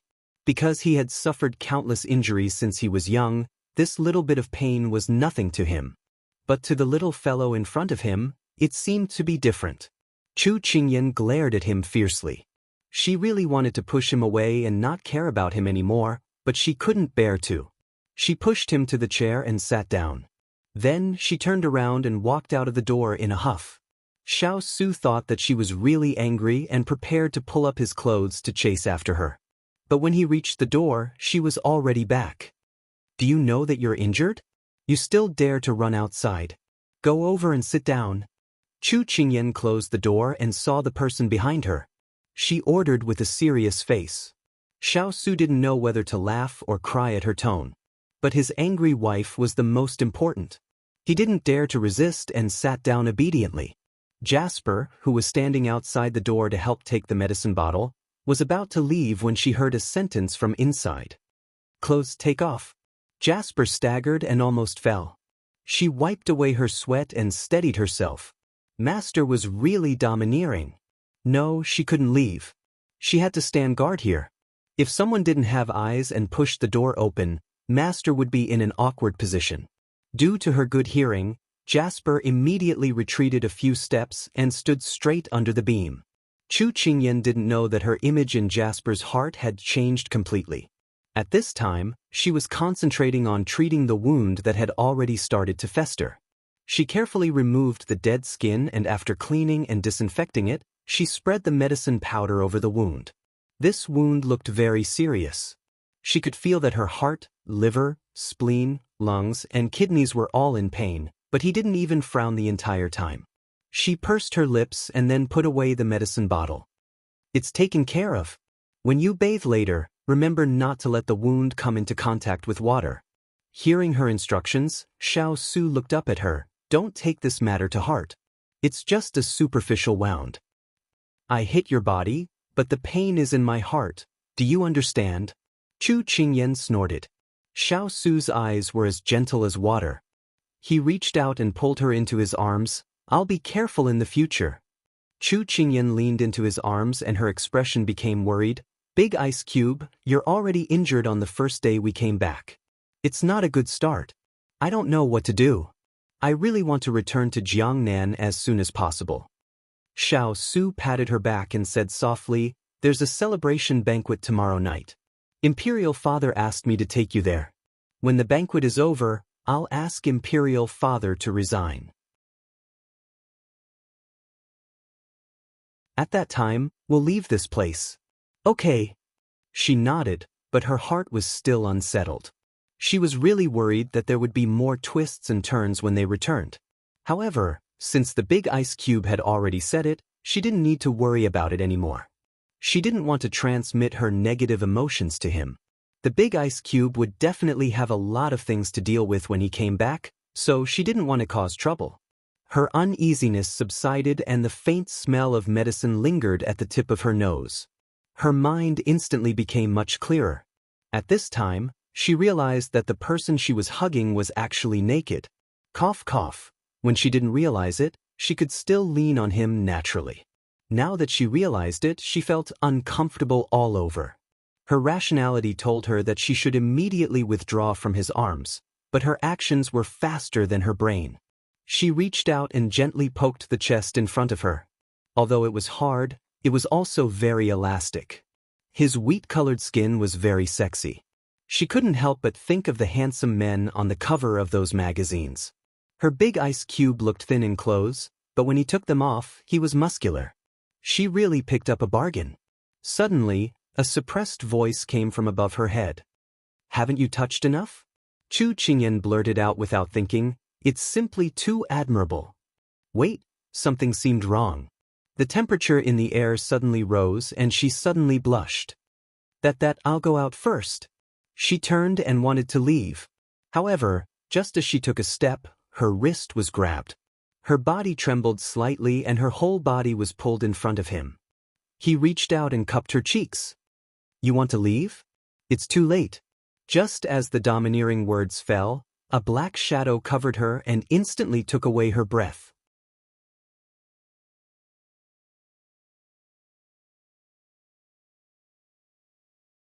Chapter 10:14. When Chu Qingyan left the room, her face was completely red, her lips were bright red, and her eyes were still unfocused. She turned to the side and saw Jasper standing like a pillar. She immediately coughed a few times to hide her emotions. Jasper nodded slightly. Mistress, fourth prince just sent someone to find you. Are you going to see him now? Chu Qingyan's heart skipped a beat. She had almost forgotten that Xiao Ran was still in the drawing room. She put away the tender look on her face and immediately strode forward. We'll go to the drawing room now. When Chu Qingyan arrived at the drawing room, Xiao Ran had already asked Xiao Shi what he wanted to know. He was drinking tea and quietly pondering. After this incident, Xiao Shi's fear had surpassed her vanity. She didn't even dare to breathe loudly. When she saw her princess consort enter, she immediately let out a sigh of relief and went to greet her. Princess consort. Chu Qingyan nodded to her and then walked in front of Xiao Ran. Xiao Ran, who was deep in thought, did not notice her arrival. He only saw a black figure flash in front of him, interrupting his train of thought. He raised his head and saw the person standing in front of him with a smile like a flower. He couldn't help but smile. You're back? Where's eldest brother? He's bathing. It will probably be a while before he comes over. Chu Qingyan sat down and said with a smile. Xiao Ran nodded. Sitting in front of him was the girl that he had been thinking about for the past few years. At this moment, his emotions were like a wave, unable to calm down. He did not forget the previous incident.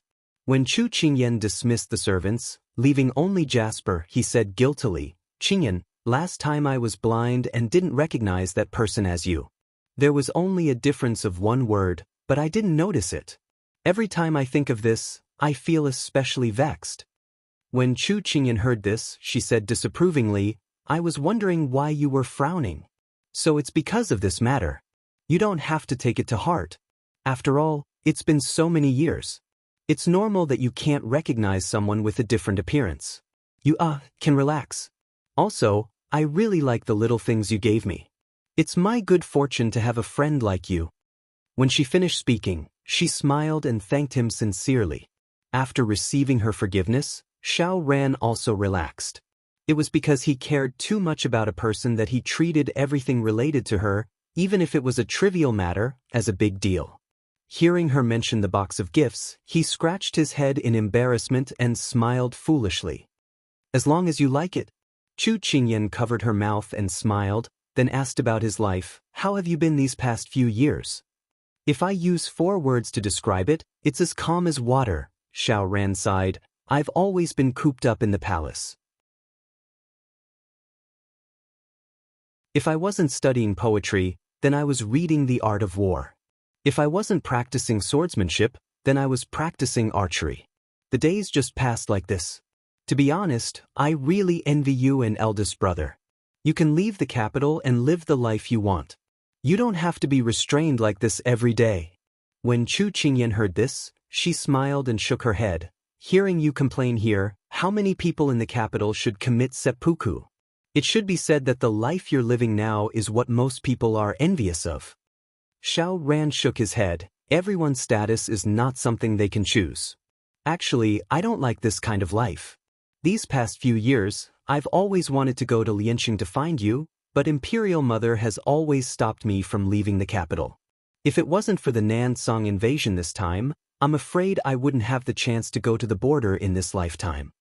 When she heard Xiao Ran's words, she sighed in her heart.